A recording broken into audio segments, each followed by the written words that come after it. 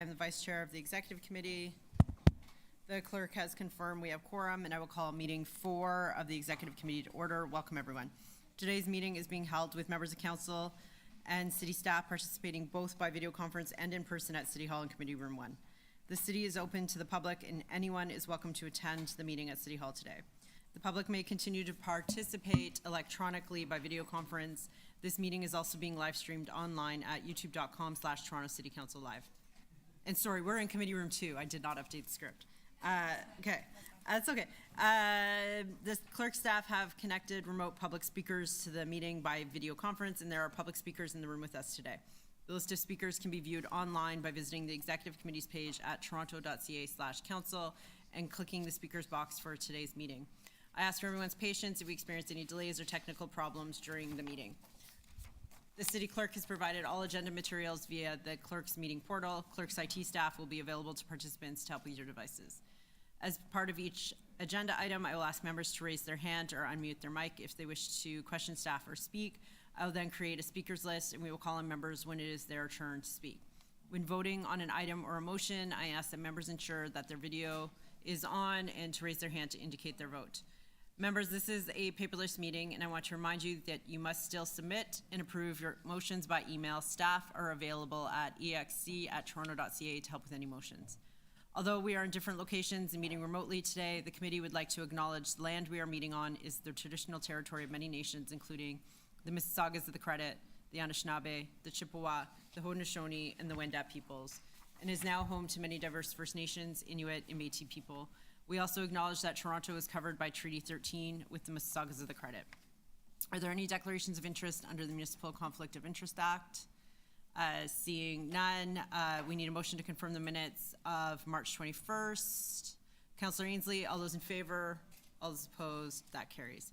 Before I begin, there is new business, 3 items of new business to introduce. So we'll introduce those and then display, but we'll come back to vote on the items later, so it gives everybody time to read them. So Councillor Ainsley, do you want to introduce the 2 items? Thank you, Madam Chair, Madam Deputy Mayor.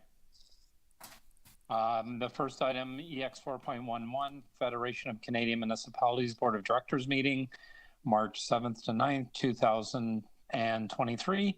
I was appointed by the Board of Directors of the Federation of Canadian Municipalities, and this is a summary of the last set of meetings that I attended. Thank you. Thank you. Sorry, that's both items? And I have another item. Also, I was appointed by the Board of Directors by the City of Toronto to the Ontario Good Roads Association. I have another item, EX 4.12. The Good Roads Conference, April 16th to 19th, 2023. It's a summary of our annual conference. And I'm also very happy to say I was elected as the 3rd Vice President to their Executive Committee. Thank you. Thank you. Okay, so we can vote on introducing those 2 items. All those in favor? All those opposed? Those are introduced. We'll vote on them after. Councillor Carroll, you have an item as well?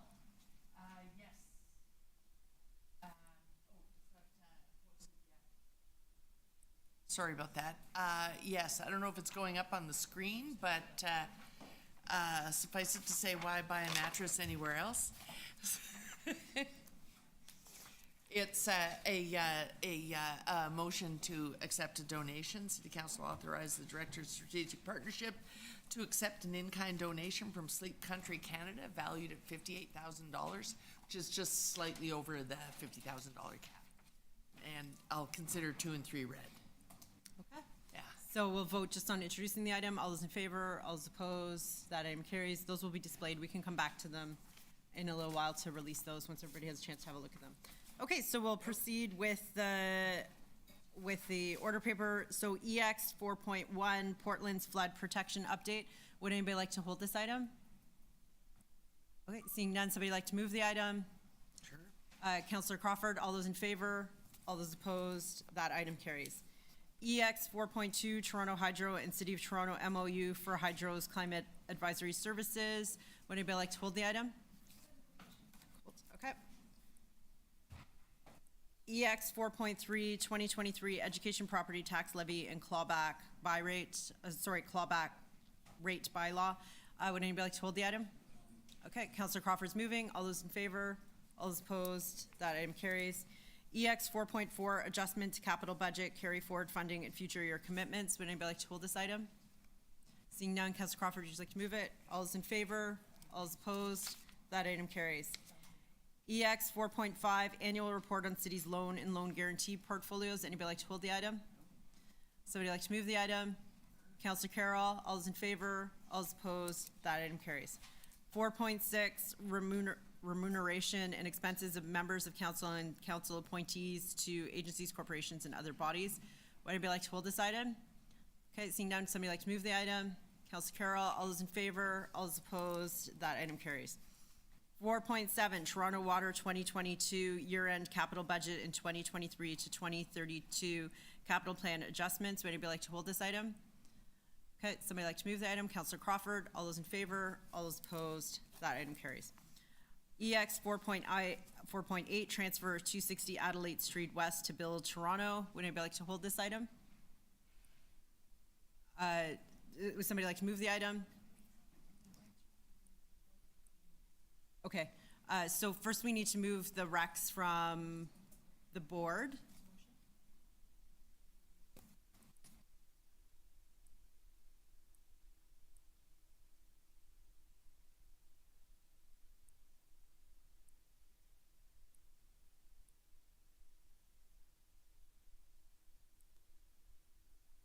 Okay, so these are the Create TO recs. This is 8A. Okay, somebody like to move 8A? Councillor Pasternak? Moved by Councillor.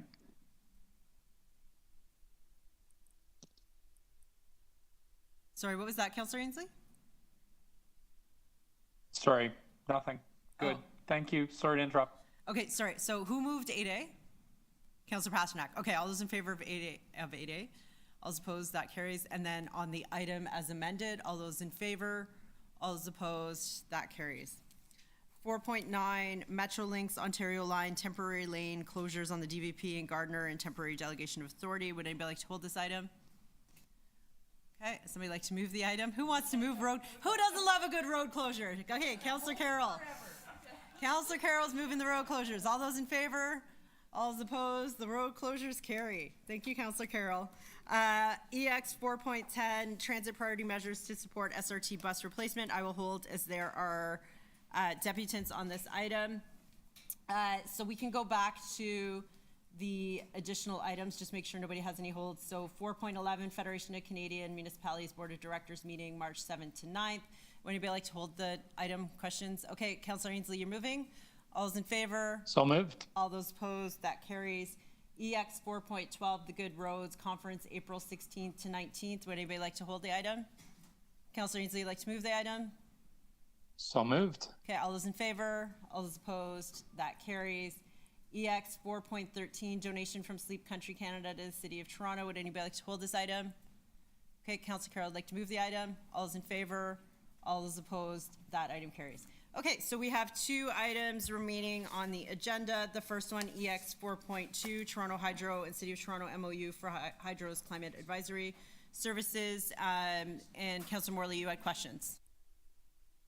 Thank you, Madam Chair. I just wanted to check in. We spoke last week at Infrastructure and Environment Committee around the importance of public engagement and sort of a public education campaign around our climate goals, important initiatives like our Complete Streets, et cetera. I just wanted to check in with staff about whether that is within the purview of this new agreement and if that's some of the work that will be taking place as we go forward. Through the chair, absolutely that is in the purview of the agreement. The agreement includes coordination of communications, and I think between us and Toronto Hydro, we know it is going to be critical to support uptake by residents and businesses, having clear understanding of the opportunities, and so the agreement, one of the key elements of that, includes the coordination of communications and the partnering on those communications as well to ensure kind of an amplification of the message from the city and Toronto Hydro. That's fantastic. And as someone who's working through a complete streets expansion and, you know, getting a little bit of heat in the neighborhood, I think that education piece is really critical to help us move our important priorities forward. So I thank you. Those are my questions, Madam Chair, and I'm happy to move the item if there's no others. Okay, any additional questions? Speakers? Okay, I just want to thank city staff and Toronto Hydro. They've been working very diligently on this, and I'm glad it's across the finish line today, and it's going to be some great climate advisory services to residents. Okay, so with that, Councillor Morley is moving. All those in favor? All those opposed? That carries. Okay, that brings us to our final item. We have deputants on. Our first deputant is David Mitchelson. Do we have David in the room or online? Online? Hi, thanks for joining us, David. You have 5 minutes.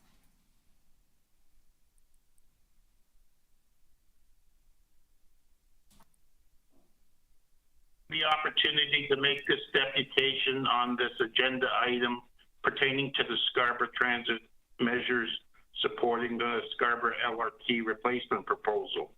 In particular, the pavement marking schemes of painting the designated bus curb lanes. This design feature is unnecessary and will unduly increase the project cost. During the recent capital and current budget reviews earlier this year, it was reported that there's a shortfall of $235 million for 2022 and a forecasted $933 million deficit in the year 2023. To date, both the federal and provincial governments in their respective recent budget announcements indicated financial assistance to offset these deficiencies was not forthcoming.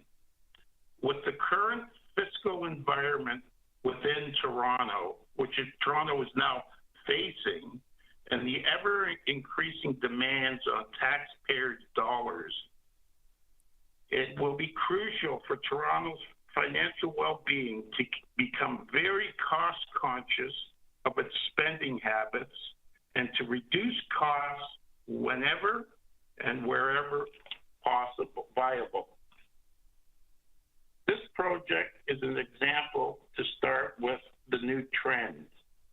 The current pavement marking detail calls for the designated bus lanes for the entire pavement to be painted solid TTC red. This Ferrari-style design feature is costly and unwarranted given the current funding crisis which Toronto faces. The conventional pavement marking scheme for dedicated bus lanes of edge lines and intermediate diamonds used in other municipalities in and around Toronto is equally effective and significantly less costly to install and to also maintain. As such, I am requesting that consideration be given to abandon the use of solid red designated painted in a more cost-friendly scheme similar to those used outside of Toronto be utilized. Furthermore, with the idea of converting the decommissioned SRT line into a bus lane once abandoned is an idiotic and fiscally irresponsible idea. The intended service life of this busway is maybe 5 years until the subway extension is built along McCowan Road. Anyway, so that concludes and I'd like to thank everybody for the opportunity again. Thank you, David. Are there any questions of the deputant? Seeing none, thank you for joining us. Our next speaker is Zane Ouija. Do we have Zane online? Okay, we'll come back. That takes us to Federico Ruby Applebaum. Do we have Federico online?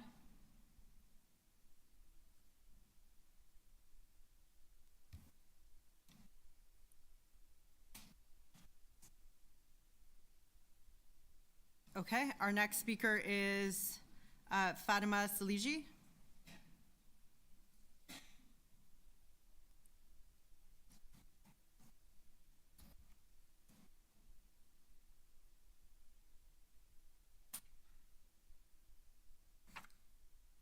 Okay, our next is Chris Petru.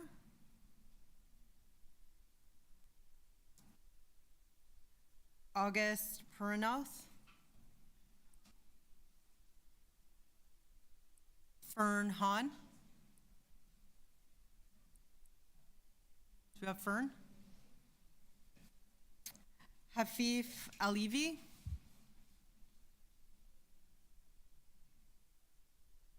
Mike Smith. Okay, you have 5 minutes.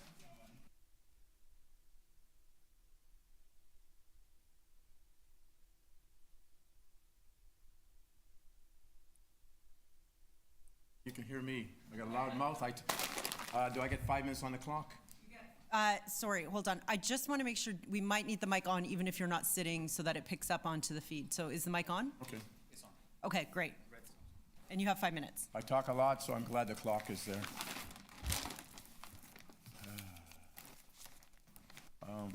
Thank you to the Executive Committee. I have to write this down.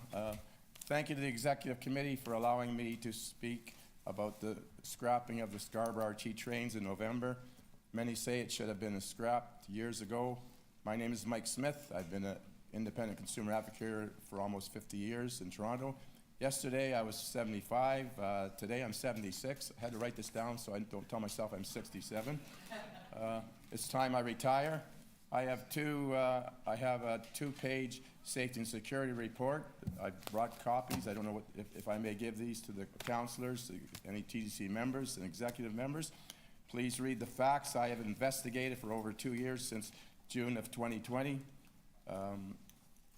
December 2017, I was assaulted and pushed down on the, Mike, read your own writing, on the platform of Scarborough Town Centre. I did not charge the woman because she had wellness issues and she assaulted others. I have a question. How can the TDC legally operate Scarborough RT trains when over 80% of the individual train cars have no CCTV cameras? They have 20, I have a poster here that I've done posters. They have 22 individual cars and only 6 of them have security cameras. I stood at RT for many hours and all the trains that came in. This is another poster. Scarborough Rapid Transit Line 3.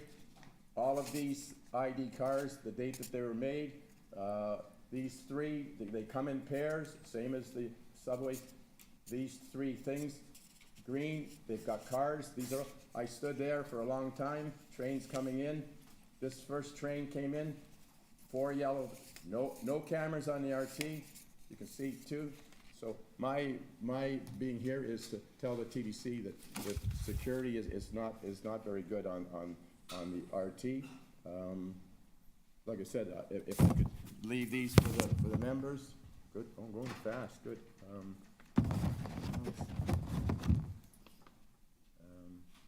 So it said, my safety suggestion is either the TDC provides security or police officers in each car or scrap the RT. I am worried about somebody on the RT late at night and gets assaulted or worse. There's also a lack of security cameras on adjoining bus platforms. I've been to every subway station. I said I spent over 150 hours. Different times of night, different times of day, where riders wait late at night for bus service. The Blue Danforth subway train cars, some have also no cameras. I think I brought a poster of that. I spent a lot of time at Kipling Station and Kennedy Station. These are all the cars I waited for all day at different times. These all these are all ID'd cars. They come in pairs. They could take one set here, one set. These are all the cars that have, in the yellow, that have nothing. I never saw these cars coming in, so here again, I sat at Kennedy, I sat at the Kipling station for hours, late at night, 12:30 before. These are, here's a train that came in, 6 cars, no cameras. So I said, I am very upset as far as, this is a professional picture that was taken in 2015 of Main subway station. I've been to every subway station late at night and dark. I can tell you that I just finished from 2000, November 1st, 2007. This is another picture off the internet. I finished a 14-and-a-half-year lawsuit against the TTC. It dragged out. It wasn't a murder trial. I was hit at Main subway station, November 1st, 2007, 6:30 in the morning. There was no lighting on the sidewalk. I got in my report here. I hope you please read it. I beg you, read it. That there are a lot of subway stations, the same thing. The buses go in, and I'm worried about somebody else going through the 14 years that I went through as far as injuries. I still have injuries, and a lot of it, I've put my stuff in there, and yeah, I'm almost done my 5 minutes, so thank you for the time. I am so upset that I'm worried about people getting assaulted on the subway trains late at night, or the RT trains. So I guess thank you for I'm over my time. I thank you very much. I said. Thank you for your. May I leave these for the executive members and that? Sure. Anybody that She'll pick it would up like from to you. read them, please read them, because there's a lot of safety and security complaints that I have, and they need to be addressed. I'm hoping that the TDC riders can take over since I'm retiring as far as being a consumer advocate here. Thank you for your deputation, Mike. Are Thank you there very any much for the questions of the deputant? Okay, seeing none, thank you for joining us. Our next deputant is Jonah Brooker-Nolman. Do we have Jonah? Okay, Zane Curran.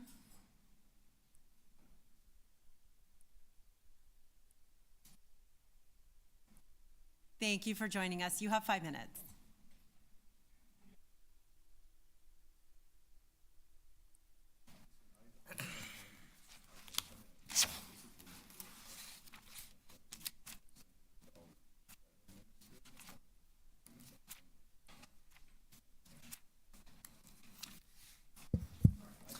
Ready? Yes, I am. Thank you. So my name is Zane Kurum. I am the representative of the Toronto Youth Cabinet. I am currently the transit lead for this term. So a little bit about the Toronto Youth Cabinet. We are actually celebrating we've celebrated our 25th anniversary yesterday, and we've achieved numerous sorts of advocacy work for the city, such as the Menstrual Equity Project in 2021, getting school pools open in 2002, things of that nature. So I'm here today to really say to the Executive Committee, please do approve on-street bus lanes. They are a vital component for transit in Scarborough. In a do-nothing case scenario, an 8-minute trip on Line 3 from STC to Kennedy Station, that's an 8-minute trip, will now become 40 minutes if you do nothing at all. So bus lanes, as we've seen on Eglinton East, Kingston Road, and Morningside Avenue, have been extremely helpful to mitigate traffic, get riders to where they need, especially the students within Centennial College, Morningside campus, as well as UTSC. Excuse me, sorry, I'm sorry. No to problem, interrupt. Michelle. Madam Chair, I'm having trouble hearing the deputant. I wonder if we could take other conversations outside the room. I really want to hear this. Thanks. Thank you, Councillor Carroll. Sorry to interrupt. No problem. But I'm also here to sort of, advocate for the conversion of the corridor into an actual busway. The TDC board approved it last year, but we're scared that might not actually happen. There is approximately 16 million capital shortfall, which the province and the city has yet to pick up. And there was no mention of it in recent reports, such as the TDC budget reports, as well as the most recent staff report, which you have displayed in front of you. Like I said before, rapid transit is a necessity in Scarborough. That's the only rapid transit that we have, and now it's been taken away, right? There's a lot of, political disagreements which have led to political procrastination. We should have never been in this situation in the first place, but, this is what we have to deal with now. And so this is my request to you, do please approve the on-street bus lanes, but, also, but go forth with the conversion of the Line 3 corridor into a busway. We have several examples right here and within the city, in fact, of it working well, like the York University busway that opened in about the mid-2000s, specifically because the Young University Spadina extension that was delayed. And so it was opened in 2004, but when the subway extension was opened in 2017, they retained parts of the busway because it was proven to be a vital asset for the community, for the students of York University, and for Toronto as a whole. And the same can be applied here to Scarborough. So once again, please do approve this on-street bus lanes, but also look into the fact that we need to get work done. We need to start doing work for the corridor conversion. Thank you. Thank you. Are there any questions of the deputant? Okay, thank you for joining us. Thank you very much. Our next deputant is Yaniti.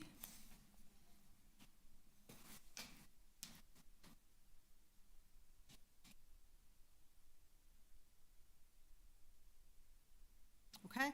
Our next deputant is Sophia Chapman. Our next deputant is Derek Song.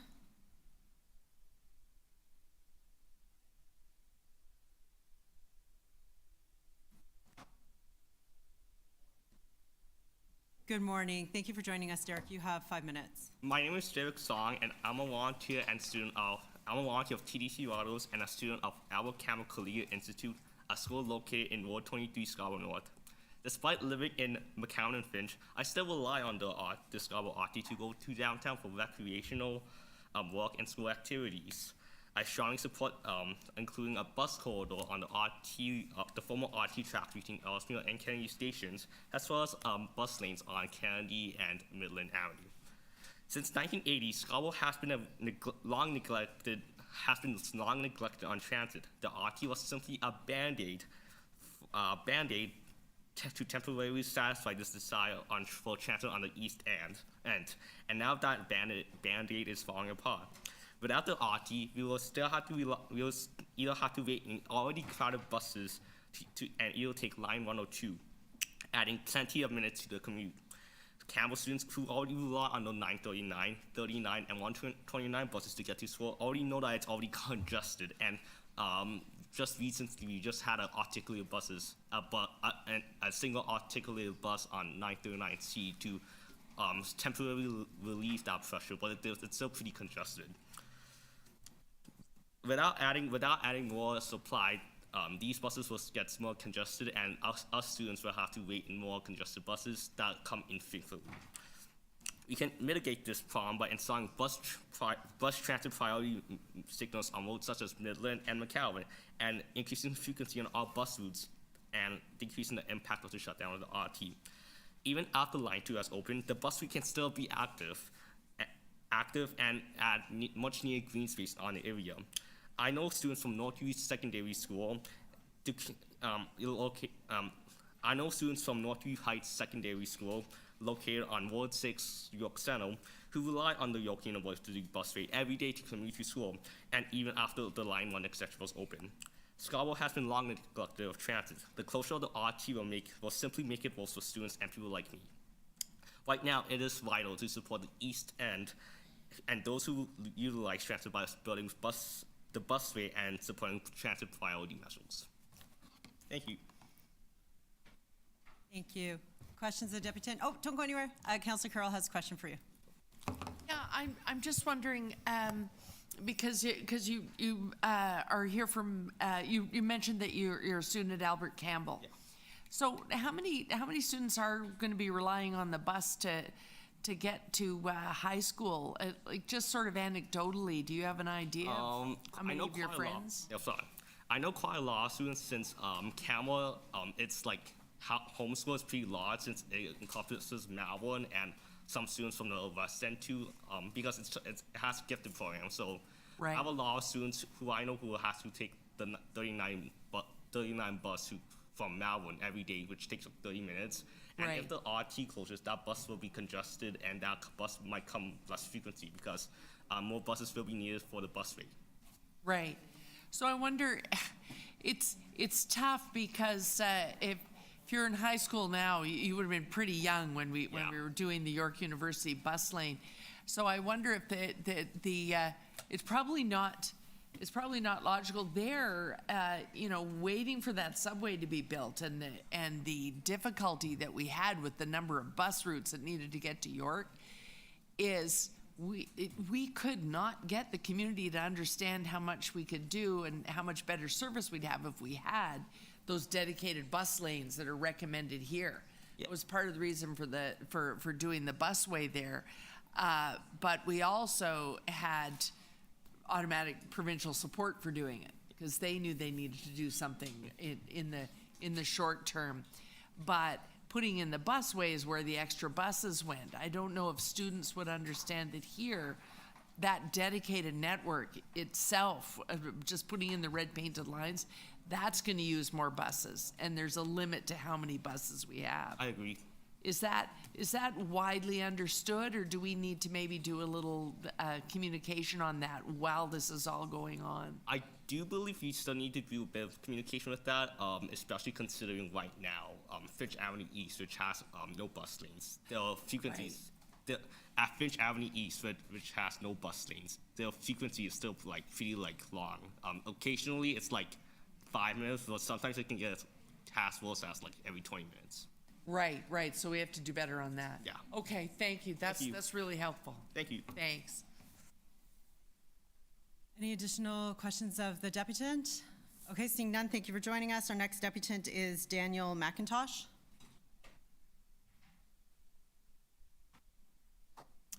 Thank you for joining us. You have 5 minutes.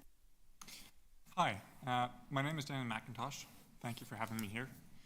I live right next to Scarborough Town Centre, and like many in the area, the SRT is an essential part of my public transit options. I use it when I'm visiting my dad just off Main Street Station, or my brother by Vic Park Station. I use it when I'm getting a haircut, or like today, when I'm heading downtown. Anytime I step out of my house and onto public transit, there's about a 75% chance I'm getting onto the SRT. When people are moving, many factor the availability of public transit into their decisions about where they want to live. People build their lives around what types of transportation options they have available. Decisions like where you're going to live, work, take your kids or future kids to daycare, all have to factor in what transportation is available. If people aren't confident they can rely on public transit to get them somewhere, they will build their life around a different transportation option. For example, I happen to own a car right now, but I've been toying with the idea of going car-free and relying on a car share service or Uber for the rare instances where I need a car. This is only possible if I know that I can rely on high-quality public transit to get me all the places I go to frequently. With the SRT shutting down, I find myself asking the opposite question. If the quality of public transit drops significantly, will I be using my car a lot more? If I'm relying on it more, maybe I should get a newer, more reliable car. I know I'm not the only one asking myself these questions. A bus per minute is going to add a lot of traffic to the roads. It'll be much worse if some of those riders decide to stop taking the bus and start driving. We need dedicated bus lanes before the SRT closes to prevent that and minimize the traffic impact of the SRT closure. We're going to be taking 4,000 rush hour commuters and dumping them onto the roads, whether that's in a bus or in a car. We need to make sure it's in a bus. On rare occasions, I drive instead of taking the SRT, and let me tell you, the roads can't handle an extra 4,000 cars per hour outside of rush hour. I don't want to think about what it would be like with an extra 4,000 cars per hour on the roads during rush hour. I know not all of us here are super progressive urbanists, looking at you, Councillor Crawford, and that's okay. That's how democracy works. I'm sure you're probably still concerned about the traffic impacts of dedicated bus-only lanes will have on drivers. The solution for you and the rest of Council should be clear. The busway will get buses off the road and out of the way of drivers. This is good for both transit, riders, and drivers.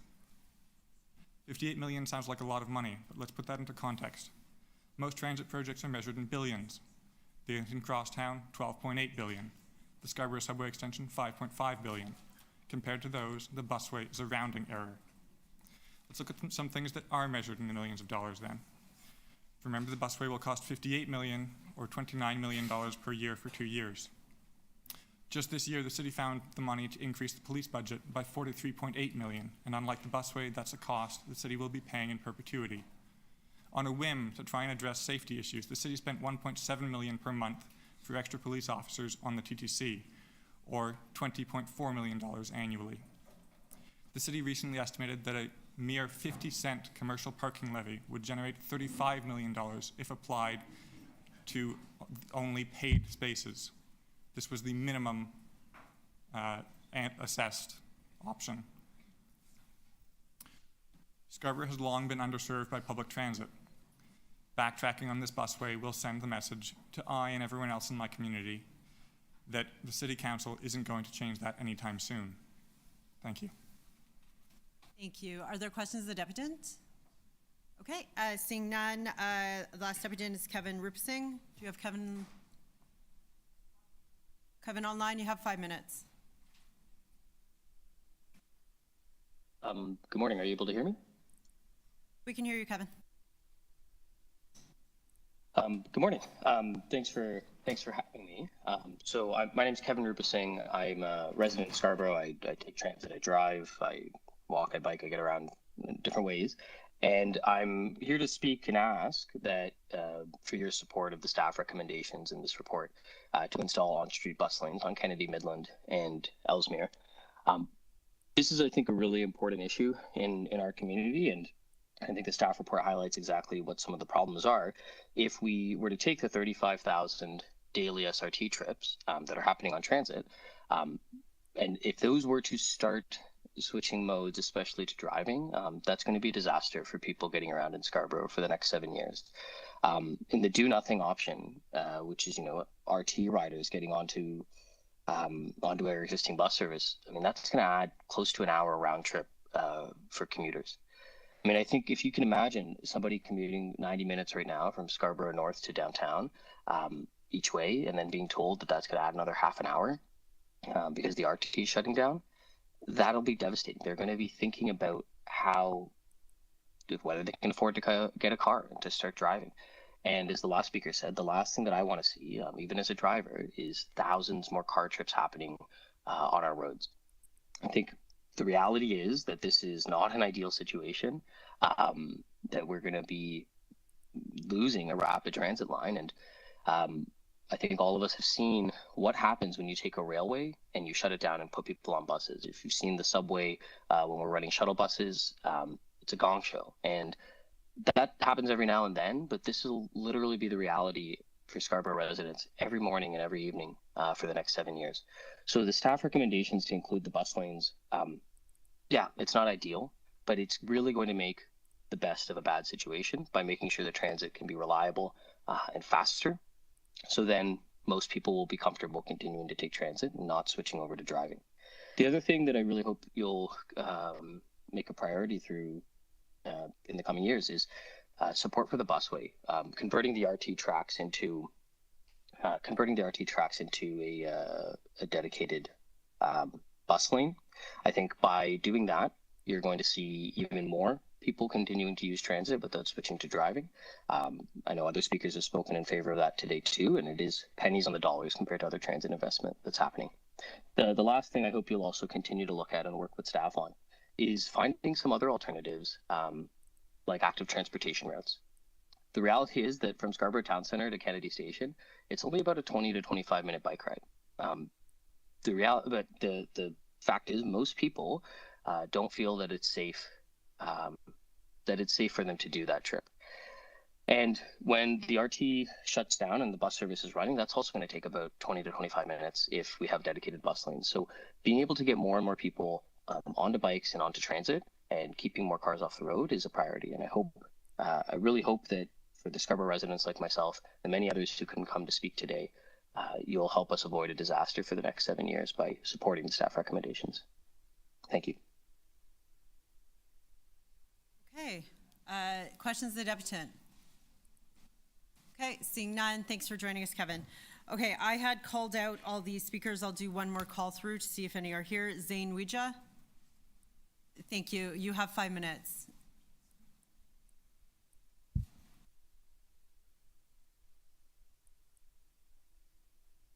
Good morning, committee members. My name is Zain Ouija, and I'm a third-year student at urban planning student at Toronto Metropolitan University.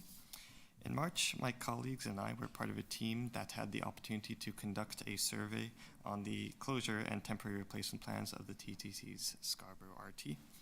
After hearing from over 150 riders of the RT and residents of Scarborough, one thing has become abundantly clear. The people of Scarborough and those who travel there are frustrated and disappointed with the actions of decision makers that have led to a service gap of at least 7 years.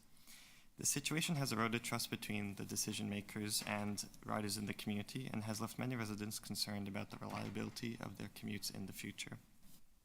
After conducting our survey, my team and I have developed a 72-page report that is available on the TTC Riders' website. The report outlines several findings, but I'd like to draw your attention to some of the major ones. Firstly, that the lack of reliable transportation will have repercussions on residents' lives, including work and education. And secondly, that public support exists for the conversion of the RT corridor into a dedicated busway. I would also like to draw your attention to the many powerful extracts made by riders in the report. When asked about their thoughts on the RT's decommissioning, one rider said, quote, "I feel heartbroken," unquote. While another said, quote, "I understand that the line's closing, but taking the whole line down is not something I've seen before literally anywhere," unquote. However, when asked about the RT's decommissioning, how it will impact their lives, one rider said that, quote, "It will take me longer to get to work, so I will get less sleep. I will probably have to ask for shorter shifts, which will affect my income, which will affect my livelihood," unquote. While another said, quote, "It sucks. It's gonna take longer for me to visit my family," unquote. One rider even said that, quote, "I am considering moving out of Scarborough," unquote, while a fourth said, quote, "I'm probably going to be driving my car a lot more after the closure," unquote. We know that there have been discussions in the past regarding the conversion of the RT corridor into a dedicated busway, and our findings indicate that this would contribute greatly to reducing commuting pains while the Scarborough subway extension is being completed. It is our hope that this information will help you in your discussions regarding the future of transit in Scarborough and for Scarborough residents. Thank you very much for your time. Thank you for your deputation. Are there any questions, Deputant Councillor Carroll? Yes, right off the top, you mentioned speaking to RT riders. I haven't heard anybody say that since years ago. I don't think it was even called TTC Riders when some of the people who are now part of TTC Riders got on and rode the line back and forth with me talking to people, just saying, "Do you know what's going on here?" Was that how you got their opinions? Did you go on the operating cars? Yes, so one part of the survey was conducted online that we distributed through the TTC Riders' website as well as other forms of communication, while another part of the survey was conducted in person. So my team of 10 other people, including myself, were positioned at all the RT stations to ask riders while they were at the stations or around them their thoughts on the closure and other questions. So there's a physical and online portion.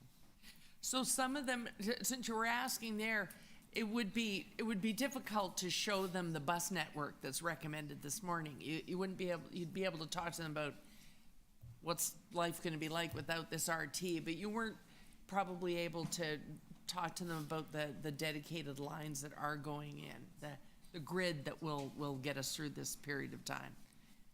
We did, for the online and in-person portions, we did... Oh, I guess online, yeah. Yes, we did for both versions have a map where we showed the 903 replacement bus as well as other connections, and we did also have a few questions regarding the replacement buses as well as the on-street bus lanes and the busway.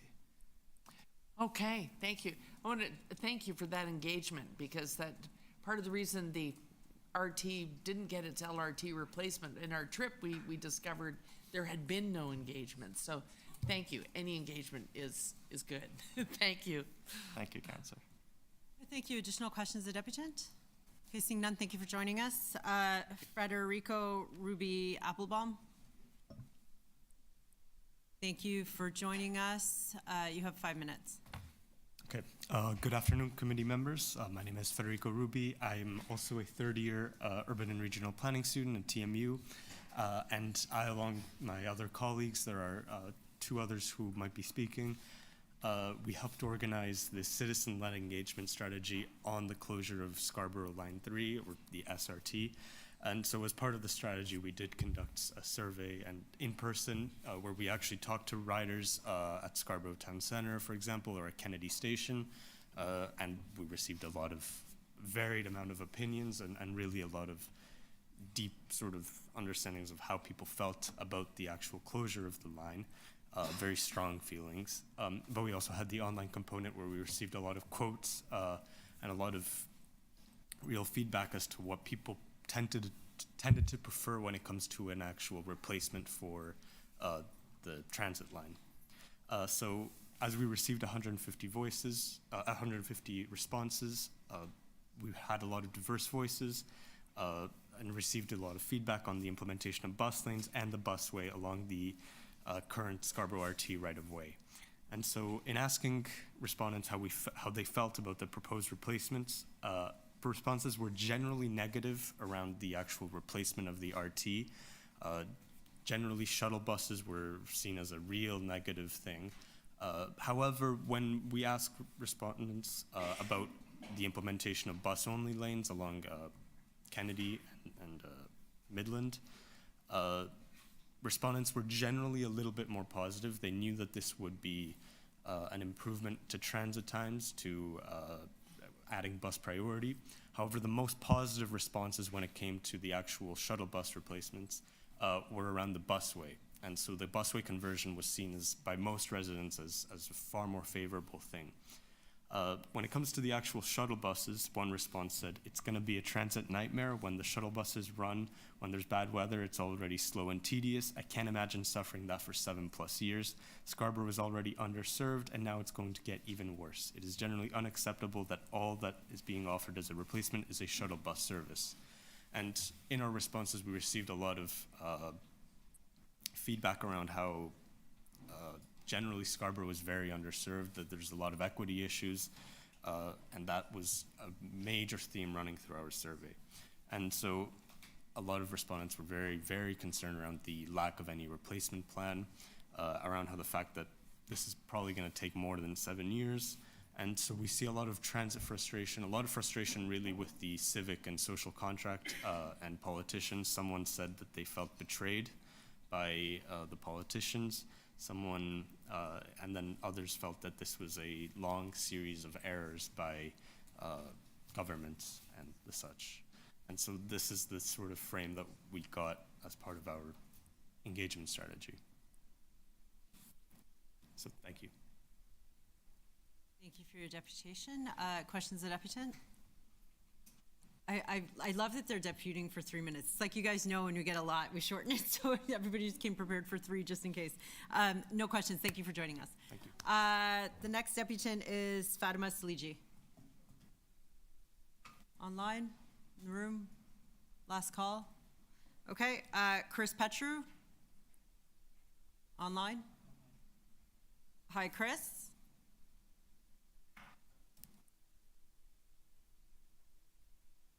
I apologize, I'm sorry. That's okay. Give me 1 second. You have 5 minutes.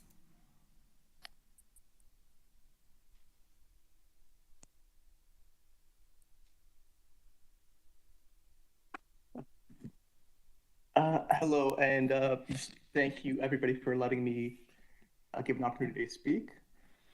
My name is Chris Petru, and I've also helped complete part of the report that has been done on the Line 3 SRT.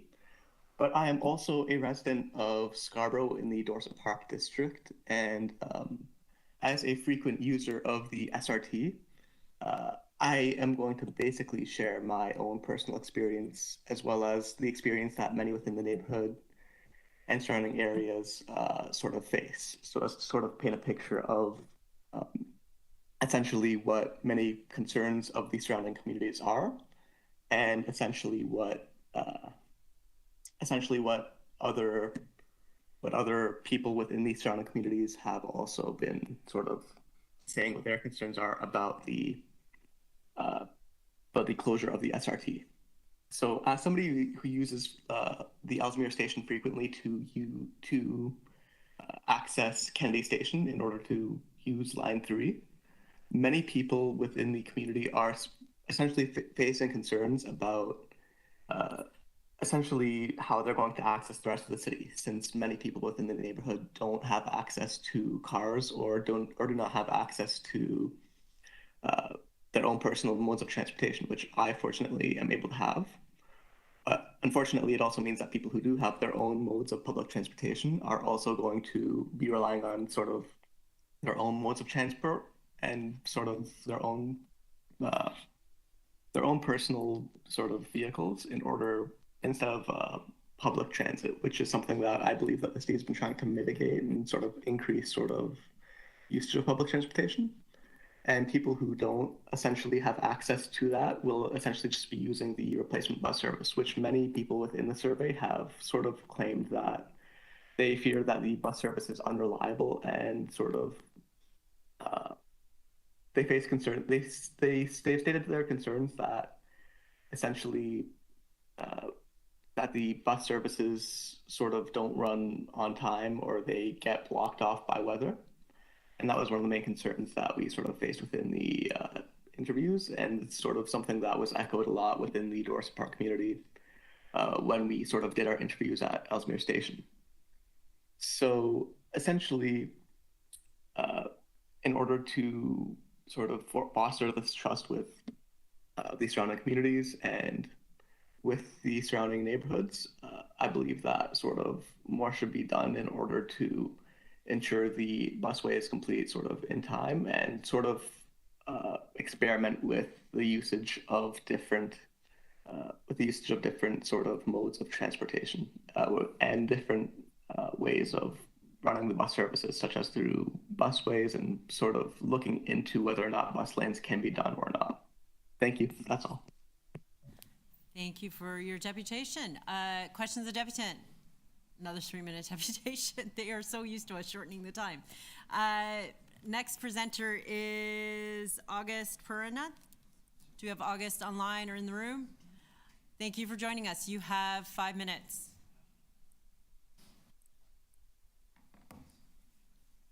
Thank you.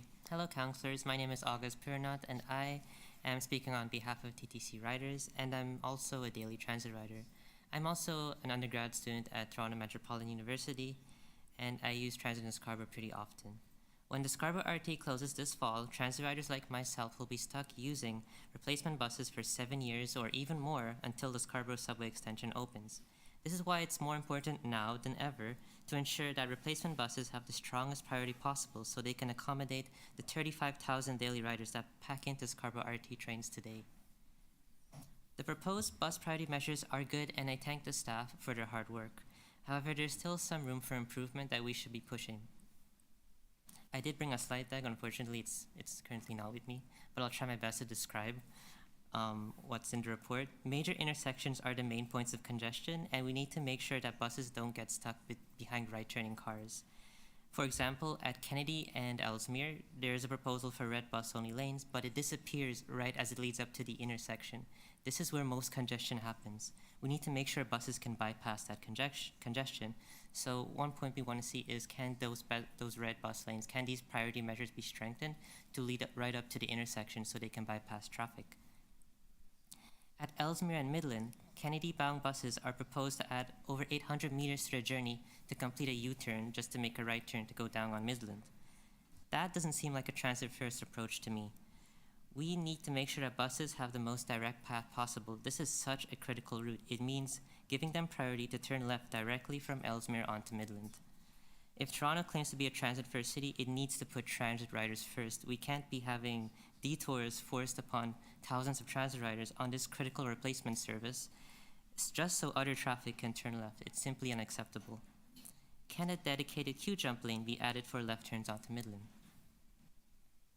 And finally, buses turning left from Ellesmere to Brimley have a red dedicated bus-only lane, and that's great. However, buses must cross 2 lanes of traffic on Ellesmere to access the left turn queue-jump. So how can buses reliably cross those lanes to get to the left turn lane? There are other questions that we have and that the community has to make sure that the bus service is actually reliable and good. Will there be effective transit signal priority? Will it be fully active? for example? And for greater accessibility, will we have level boarding so people who have, for example, strollers or wheelchairs are more easily able to board buses? Because again, this is going to be a very crowded service. It's really important that we make it as easy as possible for Scarborough transit riders to use the service. And finally, will you commit to fully funding the busway to replace the Scarborough RT for $58.6 million? This was approved last year by the TTC, and with up to 70 buses per hour under replacement service, we need to make sure the strongest priority possible is available to serve transit riders reliably. The approved dedicated busway offers this while saving even 10 more minutes on top of the current proposed transit priority measures on street on a full trip from Scarborough Centre to Kennedy. Scarborough transit riders have been left with crumbling service on the RT for decades, while politicians have endlessly debated over subway and light rail lines to serve Scarborough. And now the RT is closing early, and we will need to rely on buses. We don't have 7, 8, or 10 years to wait around for the new subway extension to happen. We need to have those priority measures in now. We need solutions right now. We need the best on-street priority measures for buses right now. The busway is the most reliable and fastest way to provide service until then. And we've done it before with the York University busway in 2006, which was partially funded by the city as well as other levels of government. And we can do it again. And this busway is still in use today to serve the Finch Express bus. So it's still an important piece of investment that'll be beneficial even after the Scarborough subway opens. Please act now to propose on-street priority measures and fully fund the construction of the RT busway replacement. Put Scarborough transit riders first. Thank you. Thank you. Are there any questions of the deputant? Okay, thank you for joining us. Our next speaker is Fern Hahn. Do we have Fern online or in room? Thank you for joining us. You have 5 minutes.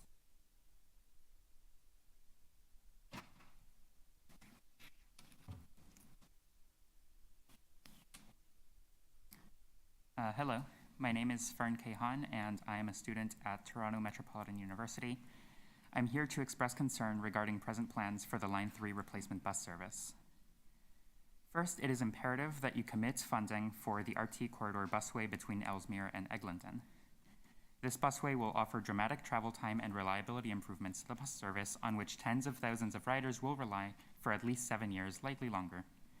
According to TTC staff, this piece of infrastructure will cut travel time between Kennedy and Scarborough Centre stations by 10 minutes compared to projections for the on-street bus lanes. With buses scheduled to run less than 1 minute apart at times, this bus service will be a fragile operation, and all measures feasible must be taken to ensure that it runs reliably. Moreover, the busway may retain utility after its primary role is supplanted by the Line 2 extension, see the York University busway, a portion of which remains in use for the 939 Finch Express bus, despite the extension of Line 1 through York University. Second, the on-street priority measures are insufficient to support the service that will operate on them.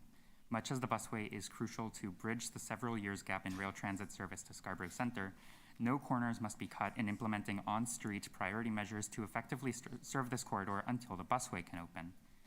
Current plans include large gaps in bus lanes, particularly at intersections, and a long indirect U-turn routing of southbound service at Ellesmere and Midland. These interruptions, which are designed to minimize immediate impact to general auto traffic, are concerning to see in any bus priority plan, but they are especially unacceptable here when considering the projected ridership and frequency of the service these lanes will support. I remind you that buses will run less than 1 minute apart and that these buses will carry more people than the other vehicles on the road. To prevent traffic conditions and long signal cycles from causing bunching and delays on the replacement bus service, please commit to deploying continuous bus lanes with minimal interruptions and strong transit signal priority at all intersections. To accommodate buses turning left off Ellesmere, it may be best to add a transit-only queue jump signal phase for left turns from the curbside bus lane. Remember that transit is a network, so the importance of the Line 3 replacement bus service extends beyond the immediate Kennedy to Scarborough Centre corridor. Line 3 is the primary connection from much of Central and North Scarborough to the TTC subway network, and by extension, to the majority of the City of Toronto. Given this, and the intensity of the bus service that this connection will necessitate after Line 3 closes, it would be irresponsible to compromise on these transit priority measures. Understand that this service must be reliable and quick. Tens of thousands of riders will depend on it. To make this possible, I ask you to fund the RT Corridor busway and to commit to full on-street transit priority measures. Thank you. Thank you for your deputation. Are there questions of the deputant? Okay, seeing none, thank you for joining us. Our next deputant is Hafiz Alavi. Do we have? Oh, hi. You have 5 minutes. Thank you for joining us. I actually have a presentation, so on my laptop. So.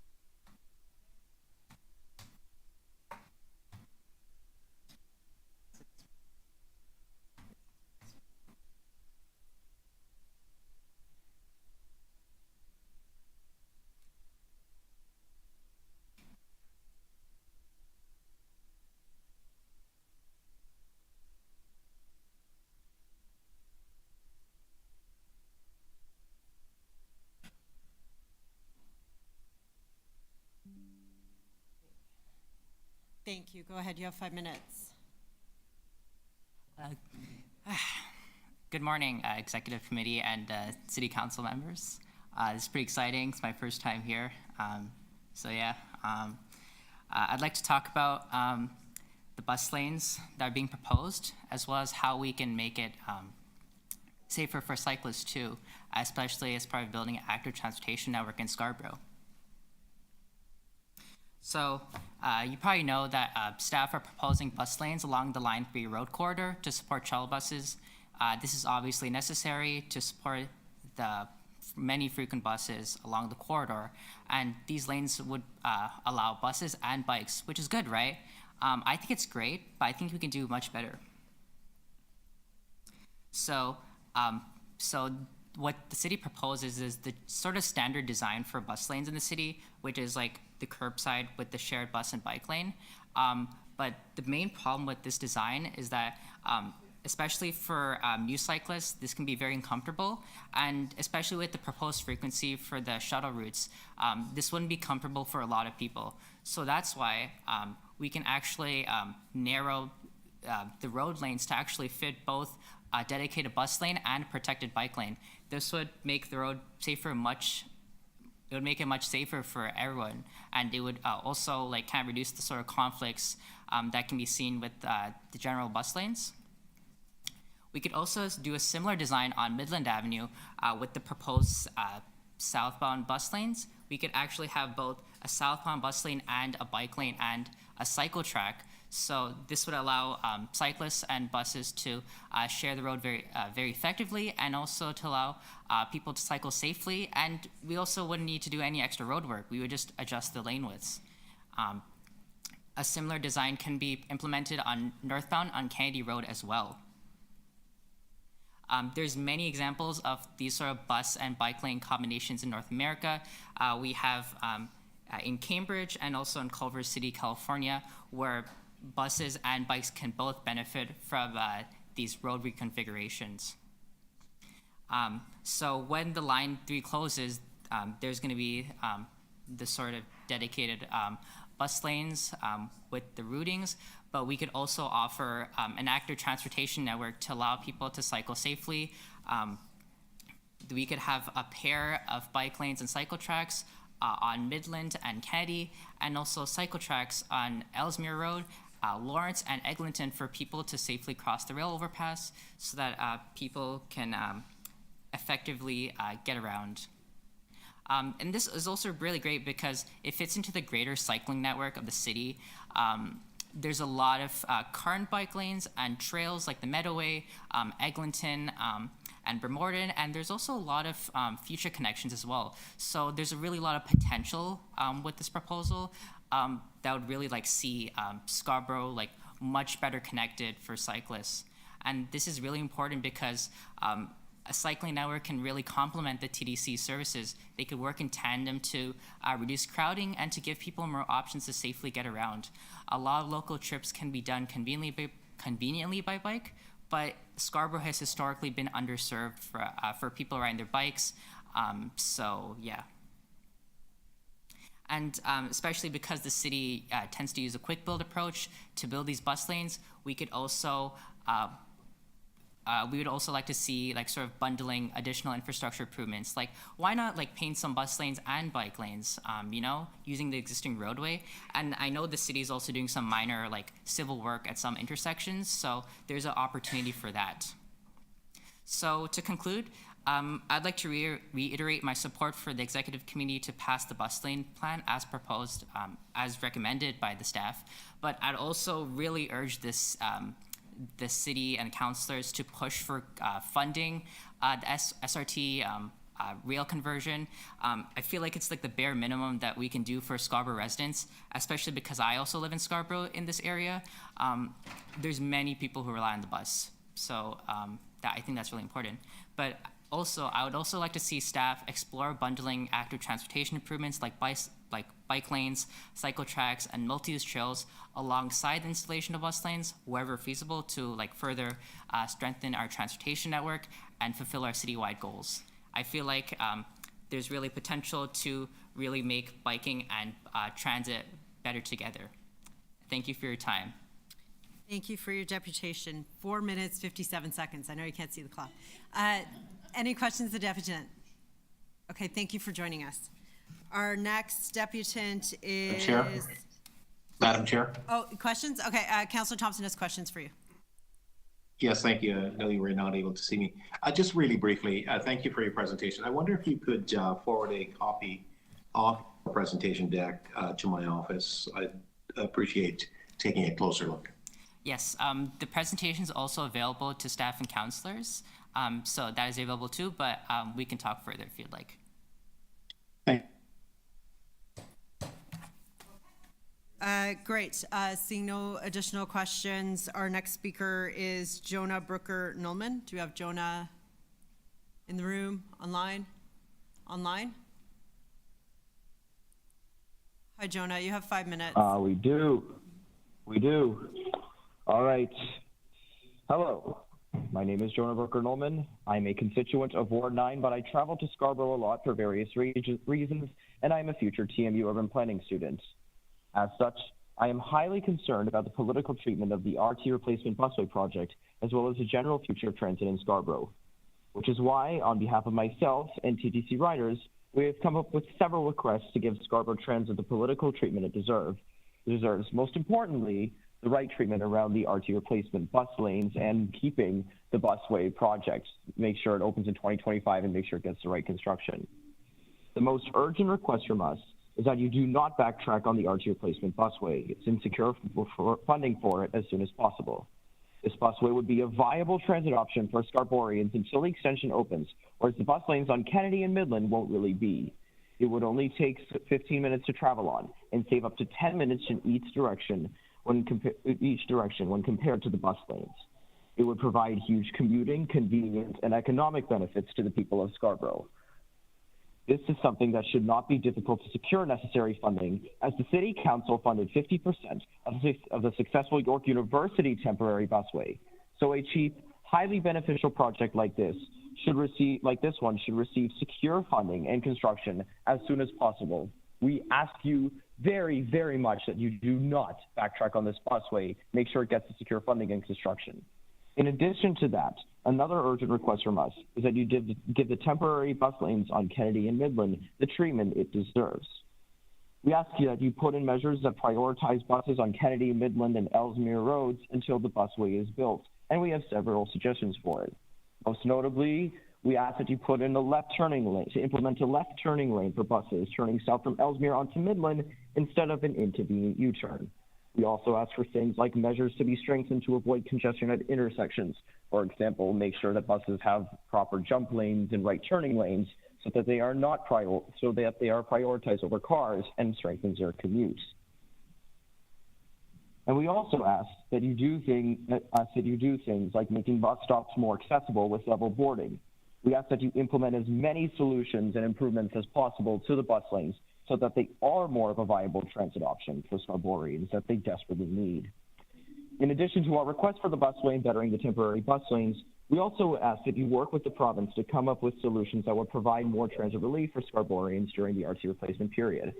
Most of all, We ask that you work with the province to come up with the free TTC GO transfer to be implemented as soon as, if not soon after, the RT closes. This would drastically increase affordability for many Scarborough residents to transfer from GO to the TTC or the other way around, and would provide high-quality transit relief, especially as the GO lines are being worked on to improve for 15-minute all-day electrified service.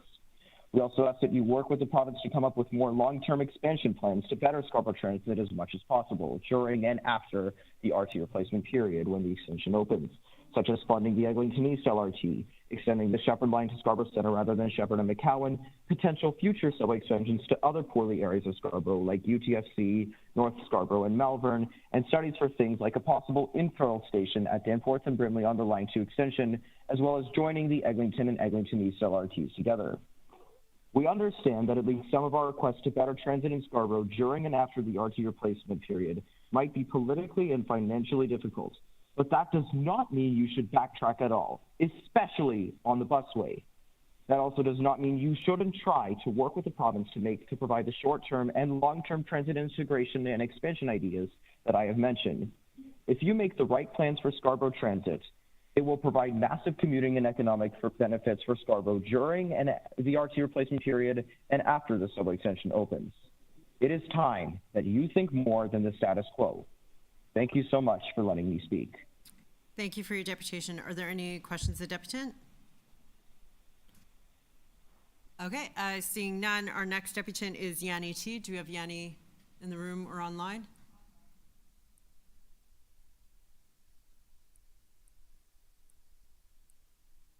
Yes, hello, can you hear me? We can hear you. You have 5 minutes. Thank you. Thank you. Good morning. My name is Yanni and I live in the Scarborough Agent Court Ward and my counselor is Nick Mantas. I rely on TTC to go to work, get around, and generally to do everything. I don't own a car, so to go to work, I usually bike to Midland LRT station or take the bus on Kennedy Road and take line 2 from there. From home, it usually takes about an hour and a half one way to go to my work downtown. In total, it takes about 3 hours for me or more to commute between home and work, if I'm lucky and if there's no delay. By the time I'm home, I'm exhausted. I don't have any more energy to do anything else. I come here to urge you to transform the Scarborough RT corridor into a dedicated busway. The traffic congestion on Kennedy is a nightmare for Scarborough residents. Without a dedicated busway, we're adding 70 more buses per hour onto the already congested Kennedy Road and Midland Road. And this is only adding more stress and frustrations for everyone, the residents and business owners and employees on Kennedy and Midland, transit users, and even car drivers. The benefits of having a dedicated busway is clear. Less commuting time, less congestion, less pollution for everyone. Everyone will not feel as stressed out and frustrated on the road. Time will be saved, more people will have time and energy for the family and to do something else, and to be active in the communities. Also, this is actually good for the climate. Shouldn't we be investing in transportation that takes as many cars as possible off the road?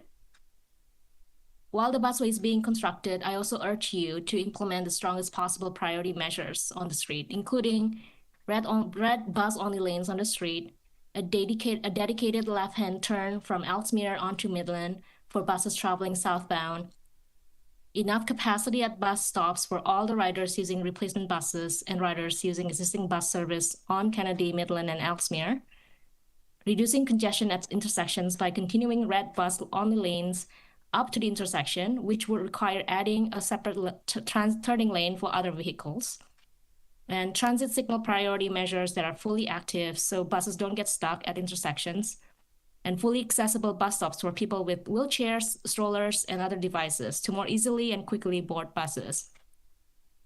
Lastly, I asked ChatGPT to write a story about Scarborough Busway, and it generated the following.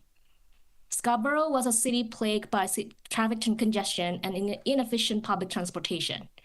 To solve this problem, the city officials decided to build a dedicated busway. Despite the challenges of construction, the busway was a huge success, providing fast, reliable, and eco-friendly transportation for the people of Scarborough. It became an integral part of the community, improving daily commutes and stimulating economic growth. Thanks to the busway, Scarborough became a better place to live, work, and visit. Even AI could have a great vision for transit in Scarborough. I'm sure you could too. I hope that you make this story comes true and invest in transit to make Scarborough a better place to live, work, and visit. Thank you. Thank you for your deputation. Any questions of the deputant? Okay, see. I have some questions for ChatGPT, though. Okay. Our next deputant and last deputant on this item is Sophia Chapman. Do we have Sophia in the room? Online?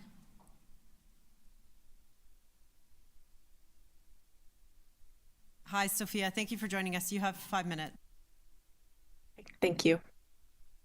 Hi, my name is Sophia Chapman, and I'm a student here in Toronto. I'm really concerned about the potential loss of the busway to replace the Scarborough RT. Many of my friends and classmates rely on the Scarborough IT. The busway was approved last year by the TTC board, but still needs funding and action from this committee. If it is worth it to construct an entirely new line of subway along this route, then it's worth it to construct a temporary replacement that will do the best possible job of meeting public transit demands for years.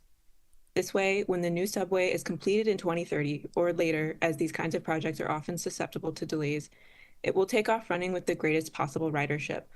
Alternatively, failing to invest in frequent and reliable transit options will deter residents from using public transit, resulting in more cars on the road, which would lead to even more traffic, slowing down cars and buses alike. Worse, those who cannot drive would be stuck with a system that is far less accessible. The City of Toronto has a duty to provide functional, useful transit to its citizens. Transit enables all of the essential operations of urban life. Ensuring that this existing population of transit riders are prioritized is the duty of this government. The busway is essential. Please ensure it is funded and protected. Thank you. Thank you for your deputation. Any questions of the deputant? Okay, seeing none, we'll move to questions of staff. Outside councillors first. Okay, seeing none, inside committee. Madam Chair. Councillor Thompson. Okay, thank you. Sorry, online. Thank you. Go ahead, 5 minutes. No, not personal. Not personal. I forgot to check the screen. Oh, no. Don't think that. I just want to make sure you can see me. No, Okay. thank you very much. Through you to staff, just want to draw your attention to the report, page 20, and I'm looking specifically at Triton Road and the area that is close to the Scarborough Town Center. I'm just wondering, how are we going to treat that intersection? Right now, it's a four-way stop. To the east of that, there is a lay-by area, an area where you can make a left-hand turn into the parking lot for the Civics, for the Scarborough Town Center. The buses are coming through there, lots of cars going through there. With this additional number of buses going through and the frequency of that, how are you proposing to make this area safer?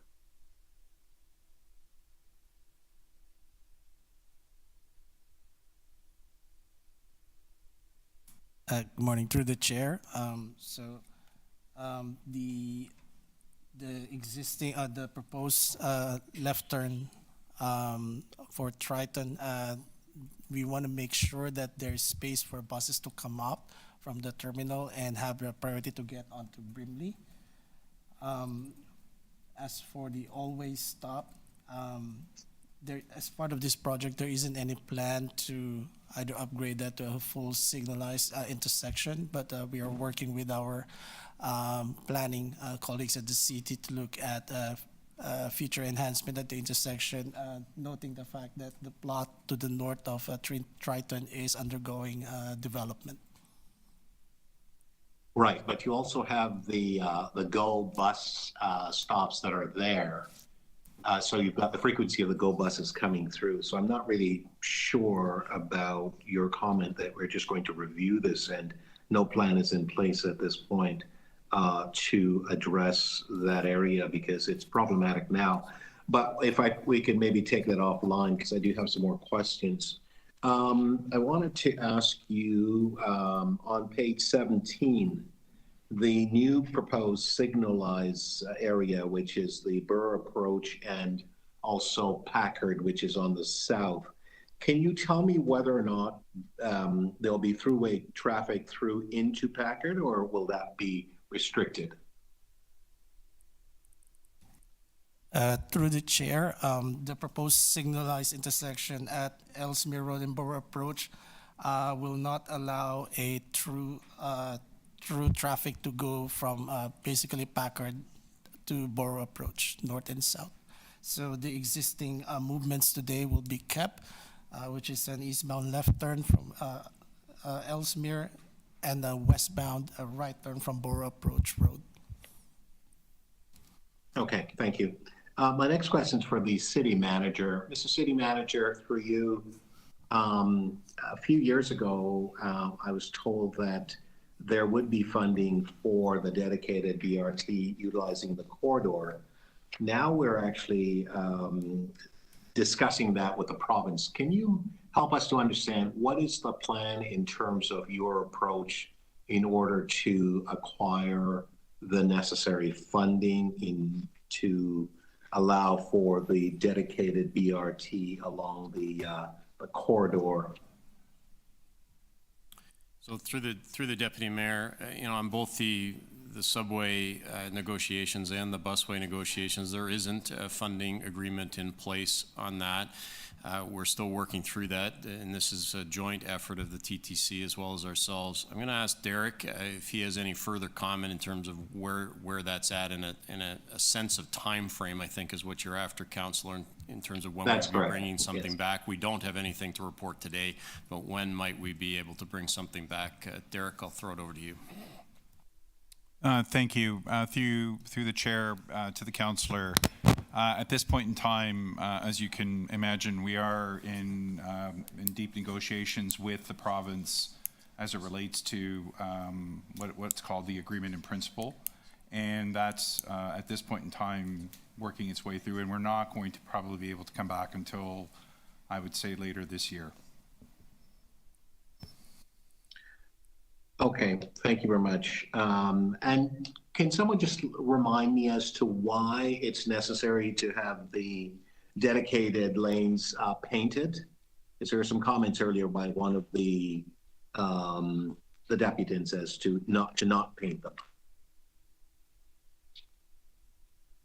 Through the chair, our experience so far with rapid TO work on Eglinton East has clearly shown that the red paint is a deterrent for safety reasons and for operational reasons. And so there's no technical requirement to paint red or to not paint red, but I would draw your attention to some of the performance of some of the HOV lanes and bus lanes that are not red. And we see incursions in those on a regular basis. Thanks. Thank you. Thank you, Madam Chair. Thank you. Additional questions of staff? Councillor Morley, Councillor Carroll, Councillor Bradford. Thank you, Madam Chair. My question is just to piggyback on my colleague, Councillor Thompson, around the funding for the dedicated BRT route that we've heard loud and clear from the deputants and from riders in Scarborough is a big priority, along with this dedicated bus route that staff are recommending to us today. I just wanted to get a better understanding. You mentioned that there's deep conversations and agreement in principle for funding with the province. Can you just highlight for us what all that encompasses? So through the chair to you, Councillor, the agreement in principle is a principle-based document that outlines how we will work with the province and its agencies for the delivery of the subway program. Within that discussion is a discussion on the alternative bus routes, or sorry, the bus route that's being proposed right now as a result of the decommissioning of the SRT. I wonder if understanding the urgency and the fact that the decommissioning is set to happen either way, is it problematic or ill-advised to pursue or to discuss other funding models like the York the cost-sharing model that was used for the York University busway as part of ongoing negotiations and conversations with the province? Through the chair to the councillor, I'm not really sure I'm in a position to answer that question. I'm not sure if our colleagues over in finance have a better idea.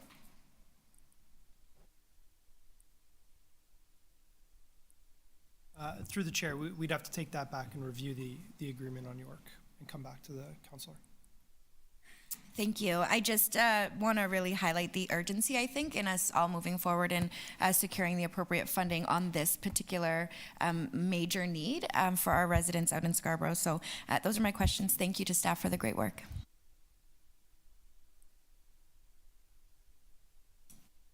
Sorry, Councillor Carroll, I guess I have to actually call out your name. Just staring off in space doesn't quite. Yeah. Councillor Carroll, You had question. a sincere look. I was just here that I actually am probably the only person old enough in this room to answer that question. But I was going to ask, it's the problem with the comparing the York University busway with this situation is really not just the cost. They were two really entirely different situations, and I'm wondering if there's anyone in the room that can comment on that, other than myself. Through you, Madam Chair, I'm not familiar with the York University setup on the bus, so we can come back to you. Certainly, in regard to the SRT, we are dealing with an established line and a significant amount of work to decommission what is currently in place there. Yeah. That is not for faint of heart, I think, as far as budget is concerned. So understanding the capital interests, which a lot of deputants spoke to, there's a significant capital investment that would be necessary, which would need to be scoped out. I really think the TTC would be the best place to answer that more fully, but I don't believe in the York situation they were dealing with an existing RT line that had to be decommissioned. That's exactly what I was going for. There were the two things, that not having to remove something that was there before, and also the fact that you couldn't put roads on a diet in those days. The dedicated bus lanes were just a non-starter. Yeah. I'm wondering if there's anything more that staff want to comment on vis-a-vis intersections, because what we're hearing is there are places where we should have queue jump lanes, and there are places where we've accommodated a bus left turn lane, and places where we have not. I'm wondering if staff, having heard the deputants, want to comment on any of those. I'm wondering are there route changes such that the left turn lane isn't needed, or any sort of detail along those lines?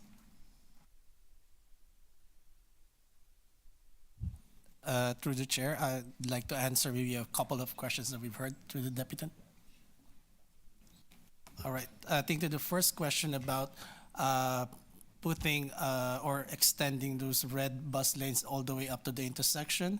So our design that we work with the TTC actually allows for that. It's not always possible at all intersections where there is space. We are doing that. So that's the model that we've done also for the Eglinton East Rapid TO, and we'll continue to follow that design. So where it's a space concern, is it space as the intersection is currently configured, and there's no budget for widening a curb where we might need to or anything like that? Is that what's prohibiting fully fleshing out the turns at the intersection? Yeah, through the chair, that's correct. We're only working within the current space that we have within the curb. We are not scoping for a full-blown intersection widening. So then I do have a follow-up question. So the thing that I like about these recommendations, we're ending up with the grid here with the dedicated lanes that really are actually going to they can be permanent and support transit ridership and support beyond what will be the Scarborough subway expansion indefinitely. Could we see future alterations where you complete some of the places where we haven't supported all the way to the intersection? Could be future capital work. We could flesh it out in the future so that it does become a permanent, well-configured thing. Through the chair, absolutely. So in the report, we actually make provision for monitoring to inform that longer-term decision. Right. Yes. Yeah. Yes. So we're definitely there with you. Right. Okay. Thank you. Okay. Those are my questions. Thank you, Madam Chair. Thank you, Councillor Carroll. Councillor Bradford. Thank you. Through you, Deputy Mayor. What are the What are the differences in converting SRT right-of-way into dedicated bus lane in terms of annual operating costs? Is there a difference between for operating costs on street versus dedicated SRT right-of-way? Through the chair, yes, there are savings with having a busway to operate our buses on. The savings would be about $22.8 million over the life cycle of having the busway. Sorry, $22 million over the course of the busway versus on-street? Versus on-street, that's correct. And the life of the busway, you're estimating at 7 years? Out to 2030 when the Scarborough subway extension opens. The theoretical start. Okay. The report that went to the board in April, TTC stated that there was sufficient capital funds within the TTC's 2022 capital budget to advance the planning and design work. Do we have anyone in the room today that can speak to that work and how that work has informed the report in front of us right now? Through the chair, we have a 30% design completed right now for the busway. But we've put that final design on hold pending getting further funding to complete the final design. Sorry, could you repeat that for me? We've completed a 30% design for the busway, but we haven't advanced it since we don't have the final funding available to complete the project. So when the board was told in 2022 that the dollars were available for the design work of this project, was that, did you say 30% design was funded, or did you say all of the design work was funded? Up to 30% design. Okay, so it's just keeping within that 30% design stage gate. That's consistent with what the report said. That's correct. Okay, and then lastly, I would say, unfortunately, the Scarborough subway is not the only provincially led transit project in Toronto that's experienced delays. But is there a precedent, in more recent years for the province to fully fund temporary measures like the SRT right-of-way construction in response to the delays that we see on these projects?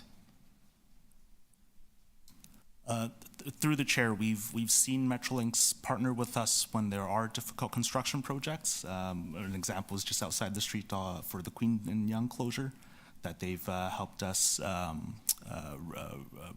reactivate the tracks on Adelaide for a better diversion for customers. Do they pay for all of that? Through the chair, yes. Okay. Those are all my questions. Thank you. Actually, sorry, can I ask one more question?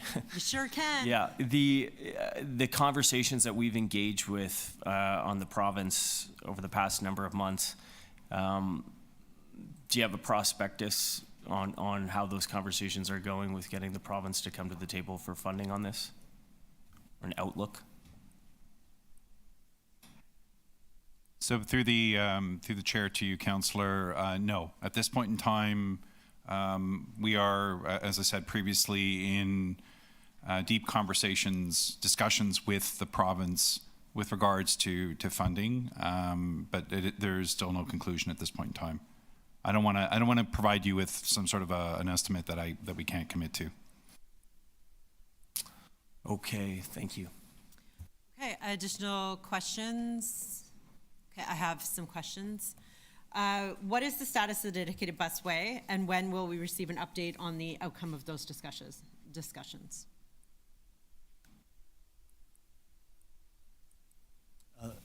Through the chair, the 30% design for the busway is complete. Once we have funding to advance the project, we would complete the final design of the busway and then take it out to tender and construct when that's available. Okay, so what is the anticipated timeline for conversion? So we would have about another year to complete the design and get it ready for tender, and then the construction would take between 1 to 2 years to complete.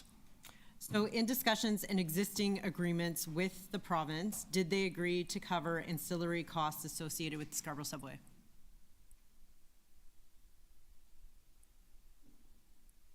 Sorry, can you please repeat the question? So in your discussions and the existing agreements with the province, did they agree to cover ancillary costs associated with Scarborough subway?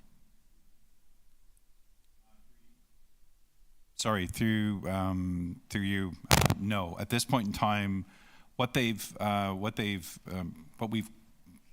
committed to, or not really committed to, sorry, what they've indicated is that they will fund the period of time for a bus service to occur from the time that the SRT is decommissioned until the Scarborough subway extension goes into operations. That's all that they've committed to at this point in time. Okay, so, but does our subway agreement outline covering the cost of disruptions stemming from their projects? And that is covered by them? Through you again, there are certain specific areas where the province has indicated that they will consider funding if the Scarborough subway extension actually, for example, intersects with the SRT. Sorry, is that me? They will commit to doing that, but they haven't committed to any further funding on any other ancillary costs at this point in time. Okay. How confident are we in our current estimate of the busway?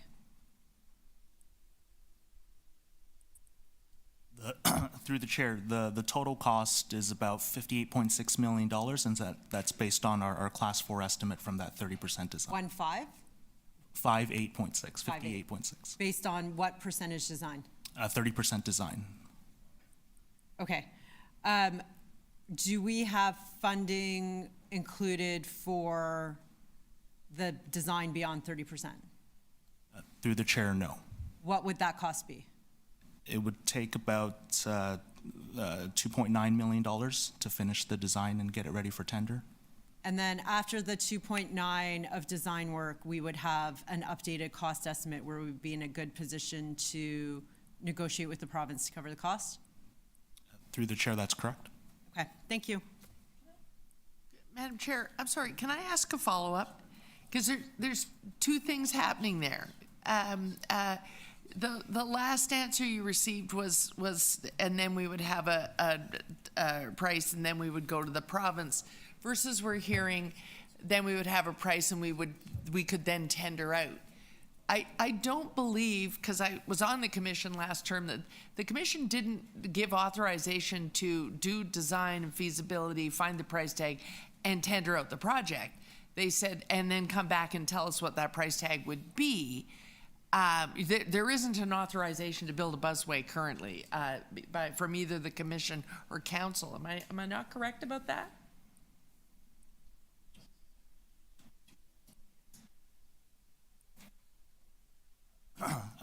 Through the chair, if I recall the board direction from April 2022, it was they endorsed moving forward with the busway, subject to funding. Subject to funding. So you would have to get the funding from the province before you could tender. Through the chair, I think that's Thank you. Okay, thank you. That clarifies it. Sorry for that indulgence. Okay. Councilor Bradford. Sorry, I think this question's over here. I just want to clarify, because this is different than my original understanding. My understanding was the province was required, as part of the agreement, to cover ancillary costs associated with the Scarborough subway, which would be what we're doing with the SRT. Is that, and your answer suggested to me that that's not the case. Through the chair, no. Very clearly, the agreement in principle still hasn't been concluded, the negotiations on that. What the province has indicated is that they would fund, as I said previously, the cost for a bus service to deal with the time frame between the closure of the SRT and when the SSE goes into operations. There is no commitment from the province on other ancillary costs. So when you say fund bus service, what does that mean? You mean the 20 whatever million that was referenced earlier over the life of the project till 2030? The operating? Generally, yes. Okay, so operating, but if we're in for whatever the number here, 58 million capital, busway, no.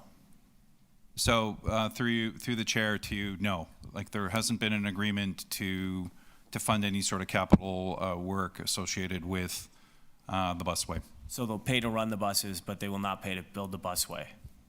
So through you, Mr. Speaker, that generally, directionally, I think that's correct, Councillor Bradford, but I do want to note, these are discussions that are currently ongoing, and so it would be a little preemptive for us to say what the province is or is not committing to in respect to this. Certainly there's conversation around operating, there's conversation around capital. I think it would behoove us all for us to come back with more detailed and committed information for you after the negotiations have progressed to that point. I don't want anybody walking out of here with an understanding that any commitments have been made on either side in respect to the funding at this point. Derek's offering directionally, but I think we've still got a lot of work to do.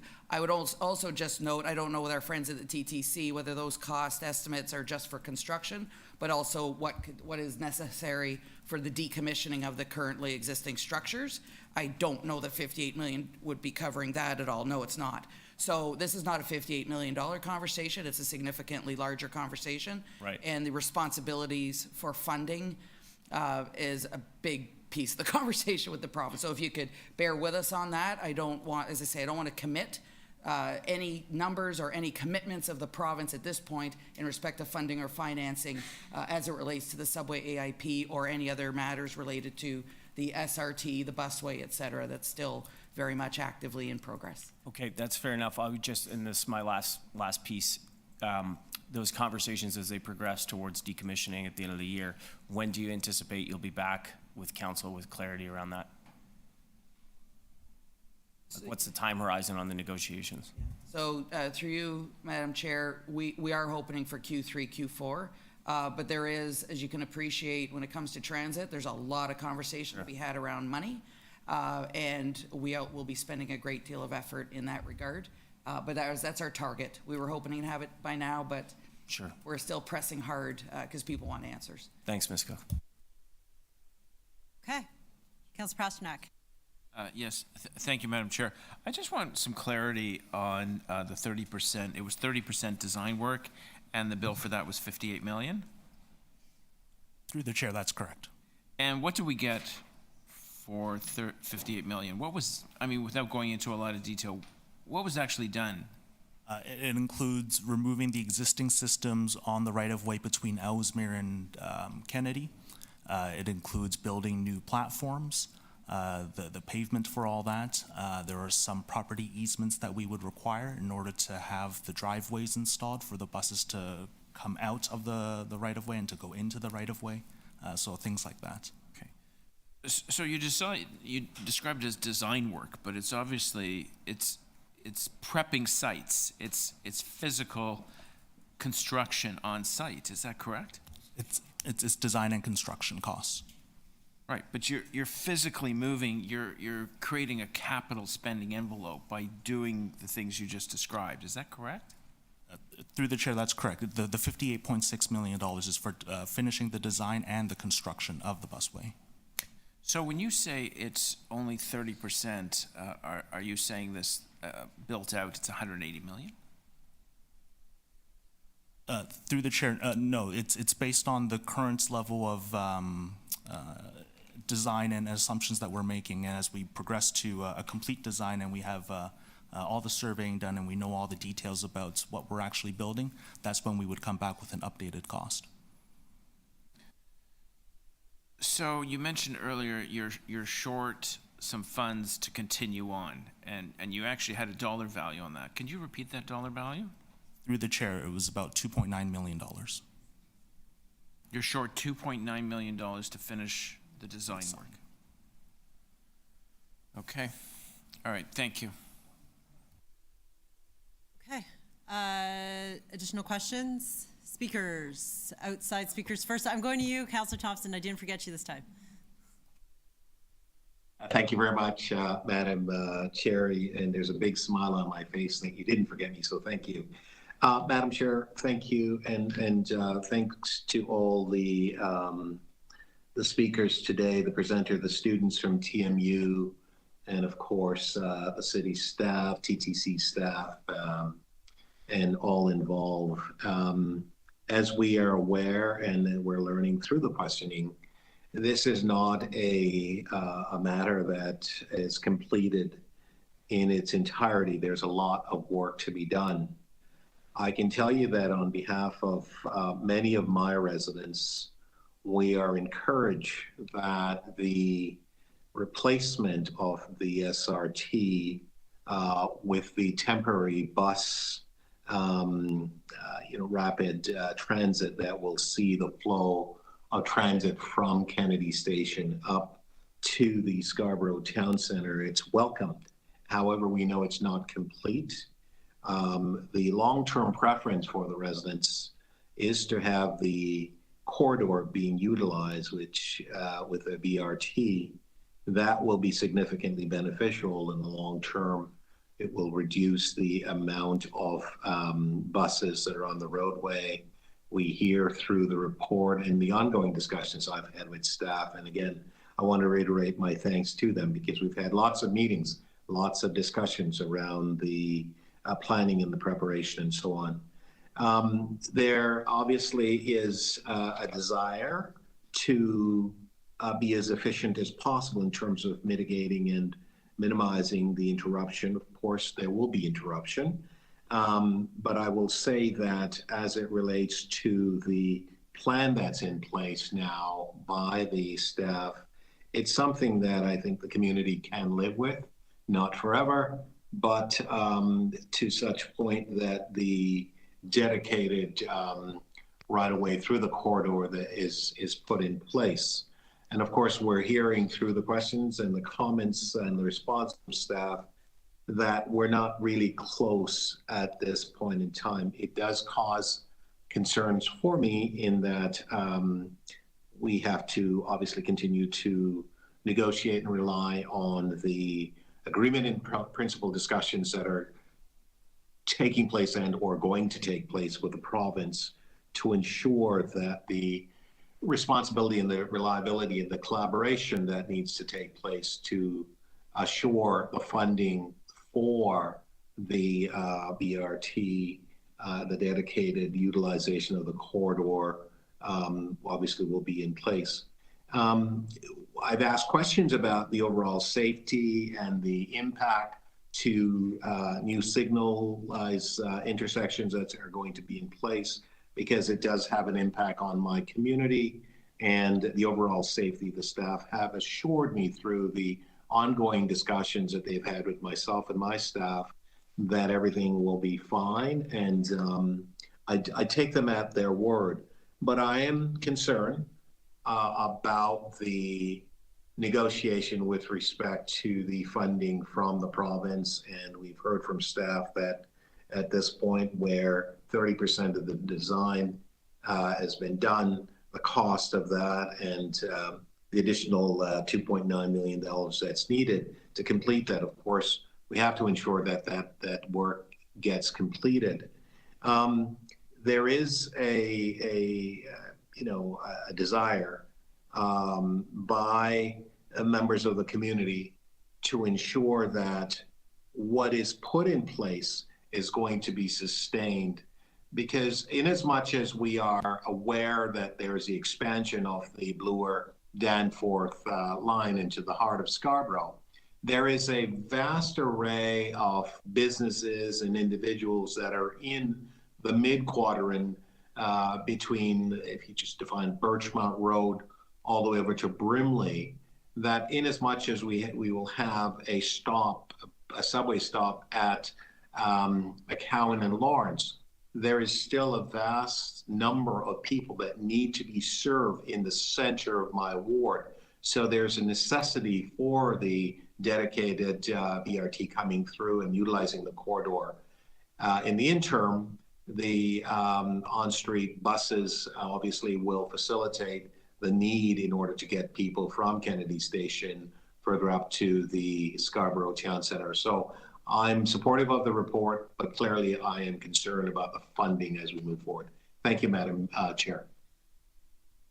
Thank you, Councillor Thompson. Outside councillors to speak, Councillor Myers, 5 minutes. Thank you, Deputy Mayor. Good morning, everyone, and thank you for having me here today. I'd just like to start off by saying an incredible thank you to the Scarborough residents, TTC riders who came here to Depute and to show your love for our community and to stand up for your residents and neighbors, and it's incredibly appreciated. So, as we all know, the Scarborough RT will be shut down this November. In anticipation of this shutdown, last year the TTC board voted to convert portions of the existing Scarborough RT into a dedicated bus transit right-of-way until the Scarborough subway extension was completed in 2030. While the Scarborough RT right-of-way was being built, temporary dedicated bus lanes were to operate on portions of Kennedy, Brimley, Midland, and Eglinton. We have since learned that due to the lack of funding, the recommended Scarborough RT right-of-way is at risk, and those interim bus lanes, which will be up to 10 minutes slower than the Scarborough RT right-of-way, may be the only replacement service for transit riders until the subway is built in 7 years. We've also learned that the TTC recommendations going before the Executive Committee today do not provide an opportunity for Scarborough transit riders to give their feedback on the operations of these bus lanes or on any proposals to create an alternative to the Scarborough RT right-of-way. Keep in mind that the recommendation to build a dedicated express bus service operating within the Scarborough RT corridor was a result of multiple community consultations between the TTC and its riders.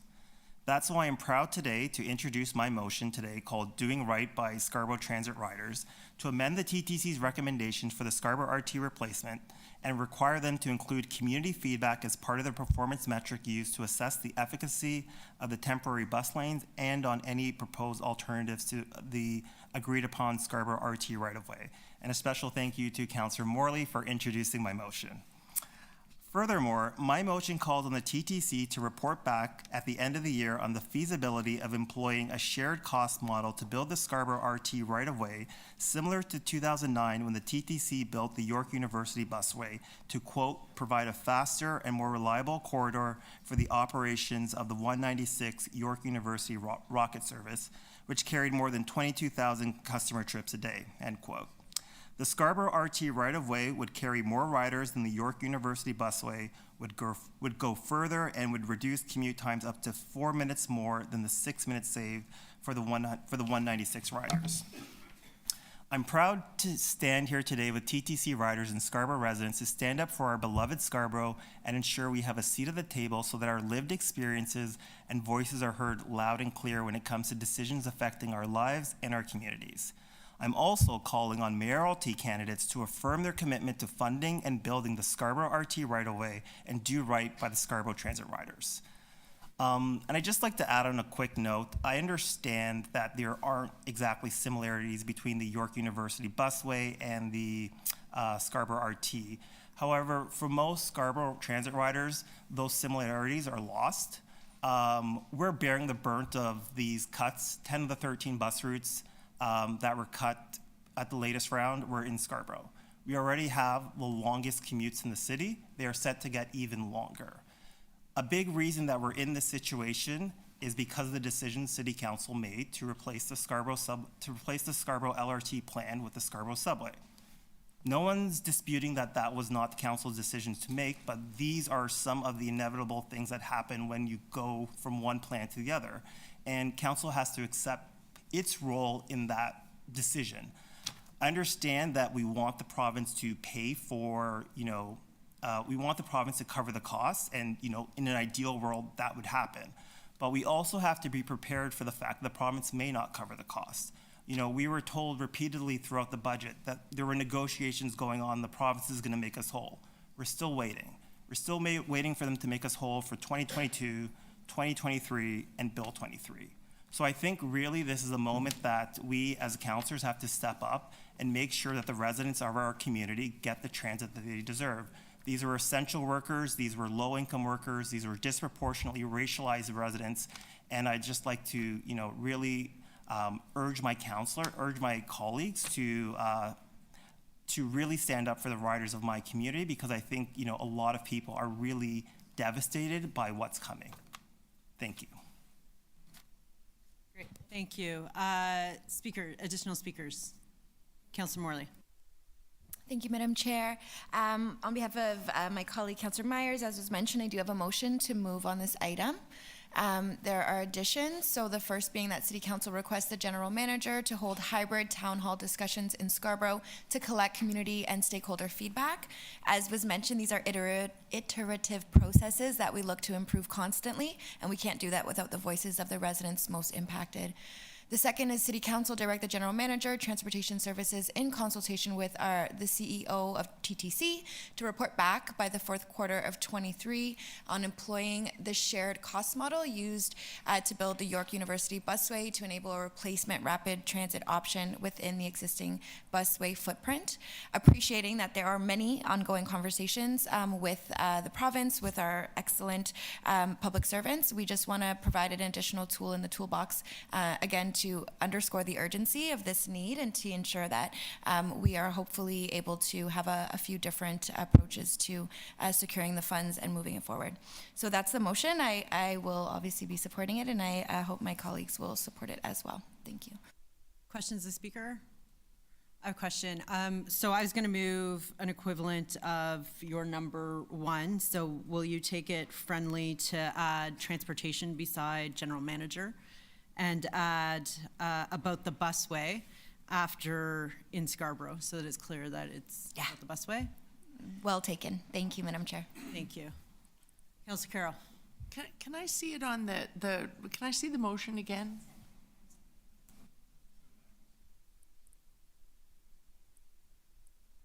We'll leave it without, it's part 2 I wanted to see again.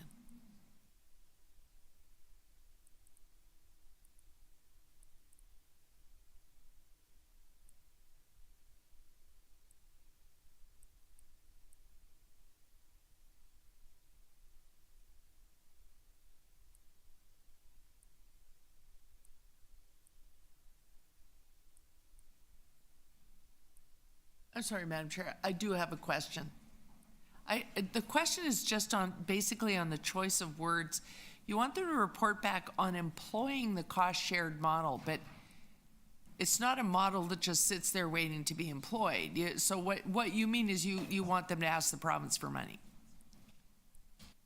I want to ensure that we have a plan to pay for this, whether ideally a cost share model or the province coming forward with the funds. But I think what we've heard loud and clear is that if the province is not willing or able to step up, we need to make sure that we have a contingency plan to move forward with the necessary work and funding it. Right, so similar to used to build the York University model. So similar to that, we asked them for some money to build a busway and they said yes. Okay, that's what you meant by that. Okay, thank you.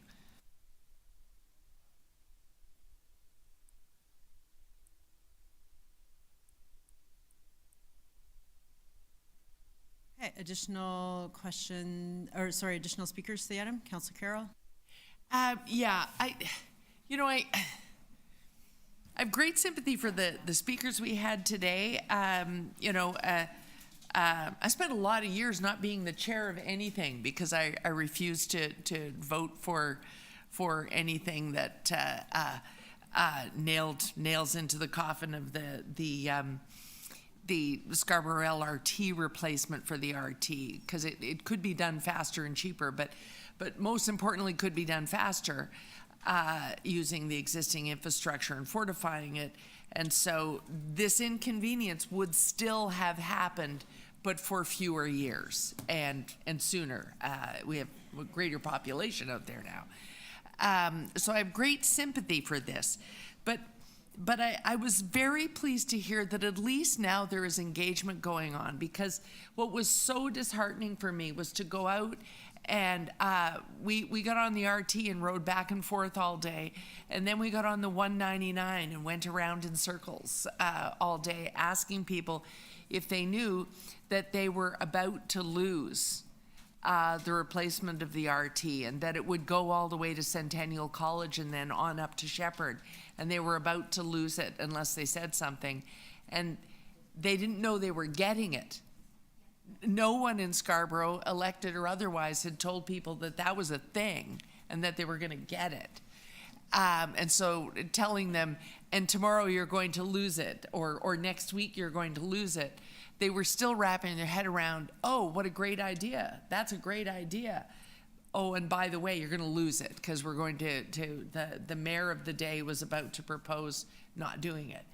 And no one had even told them that it was a proposal. So that there's any engagement at all going on right now, and it's grassroots because it's community groups doing it, is by far and away a huge improvement over what happened back in the day in 2010 and beyond.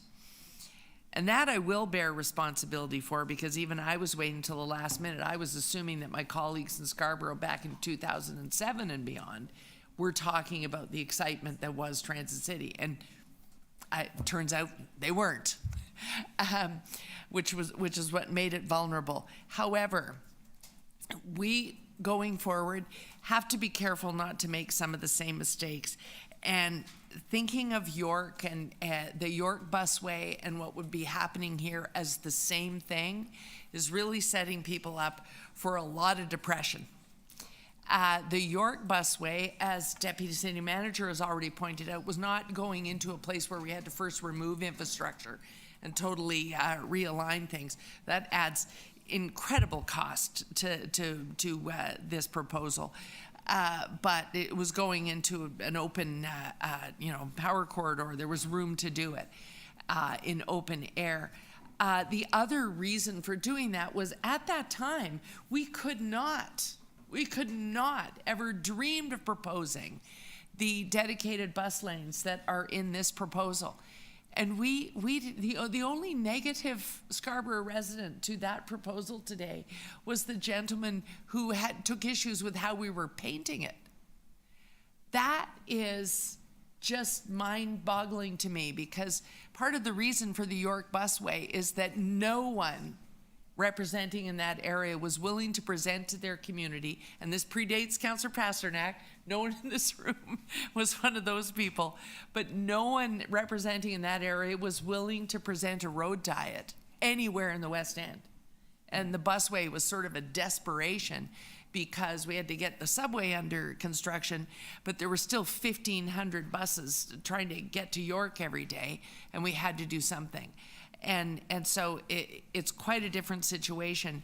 The grid that is represented in the report today, the reason I asked the questions about can we refine it, can we improve on the intersections as we go along, and indeed they are monitoring for that, is because this grid made permanent is what I think will make the Scarborough subway work.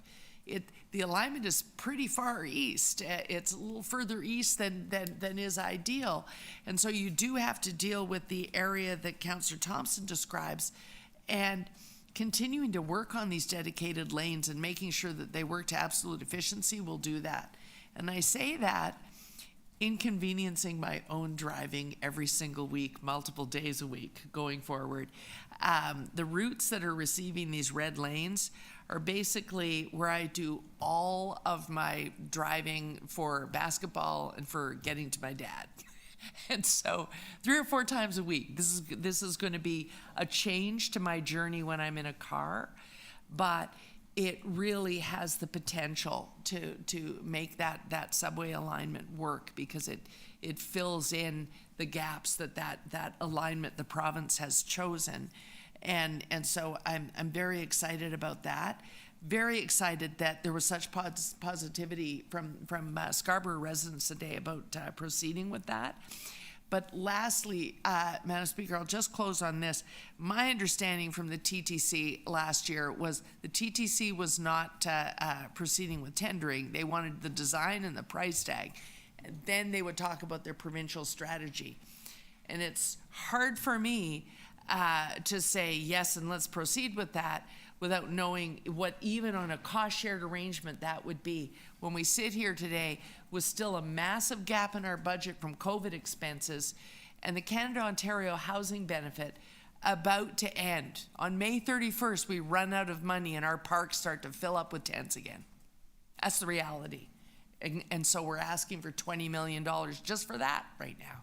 And so I want to see the price tag before we even present the proposal for the busway to the province. Thank you. Thank you. Madam Speaker, point of order, please. Yep. I didn't want to interrupt my colleague, Councillor Carroll, while she was speaking, but I must comment on Councillor Carroll's comment about the fact that no member of Scarborough Community Council or Scarborough politicians were speaking to their residents about the fact that they were going to lose the service and the decommissioning of the SRT. That's actually not correct. You may not recall, Madam Chair and Deputy Mayor, but the TTC had hired Professor Richard Snoberman, a professor in transportation expertise from the University of Toronto, to talk about this. We had numerous community meetings.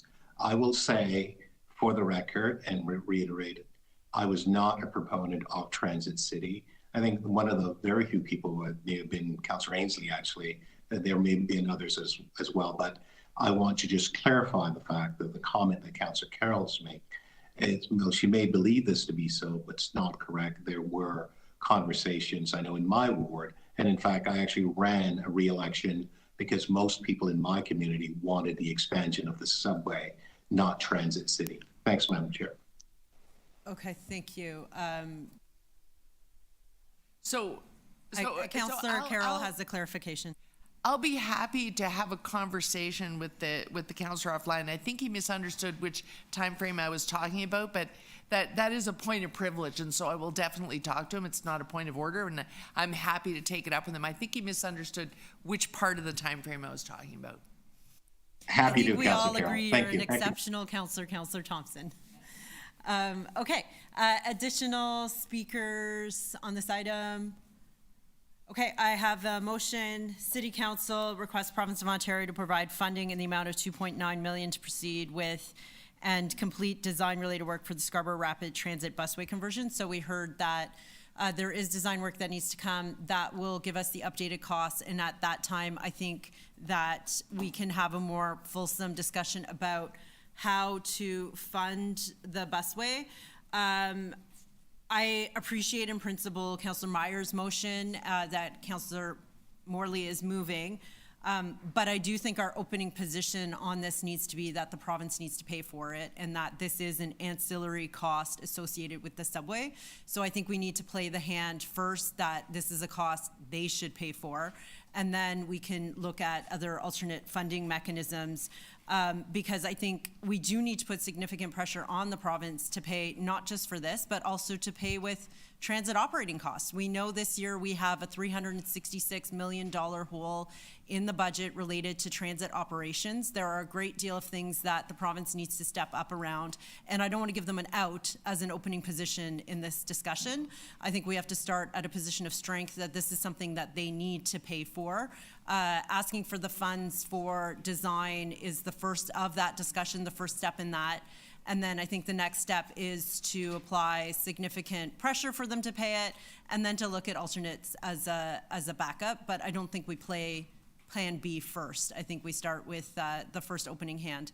So on that, as much as I think we all have a strong commitment to funding this busway, I think our opening position is that this is a provincial cost that should be borne with them, and it should be tied in with the ancillary costs of the opening of the Scarborough subway. So also want to thank city staff for their great work on this. I think we're all going to be sad to see the SRT close. We're going to miss the chime. But I think we also know that this has been a long time coming. There are no surprises here. I lived at Lawrence RT station 20 years ago, and in the morning, if I wanted to go south to Kennedy, I actually rode north, got off, transferred, and came down because this line was at capacity 20 years ago in the morning. In the morning 20 years ago, you couldn't even take it if you tried to get on at Lawrence. So I don't think there is enough duct tape and twist ties in the world to keep this SRT going. So I think we're all going to miss it. We're sad, but thank you to staff for the great work to put in the priority bus lanes.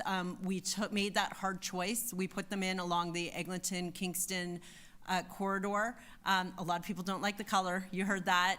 but they are moving, and, you know, I tell residents that each of those is potentially 50 to 70 cars off the road in that bus.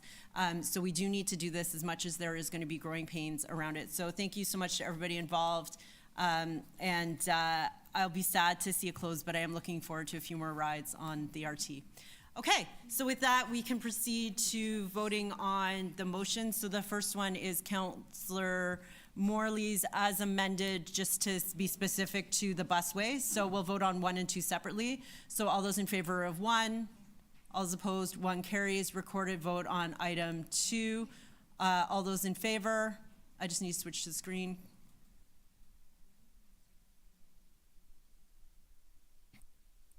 Okay, Councillor Morley, all those opposed. Councillor Crawford, Councillor Pasternak, myself, Councillor Bradford, Councillor Carroll, Councillor Ainsley. That item does not pass. And then the item is amended. All those in favor, recorded vote. Oh, sorry, I have to vote on my motion.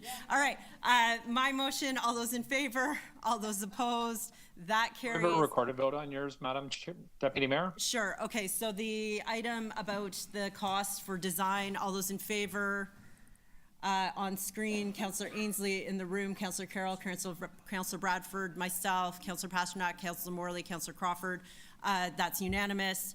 And then on the item as amended, recorded vote, all those in favor, Councillor Ainsley, Councillor Carroll, Councillor Bradford, myself, Councillor Pasternak, Councillor Morley, Councillor Crawford. Okay, thank you so much, everybody. Thank you so much for the Scarborough residents that came in and probably took the SRT. I hope you brought your duct tape and your twist ties with you for that ride. I believe that Sorry, Madam Deputy Mayor, just on a point of order. Yeah. Sorry, on the last recorded vote, I didn't hear you call Councillor Thompson's name. No, that's okay. We're good. Okay. Yeah. Okay. Maybe he twitched. I didn't. Yeah, that's the last item? Okay, thank you so much, everybody. We're officially adjourned.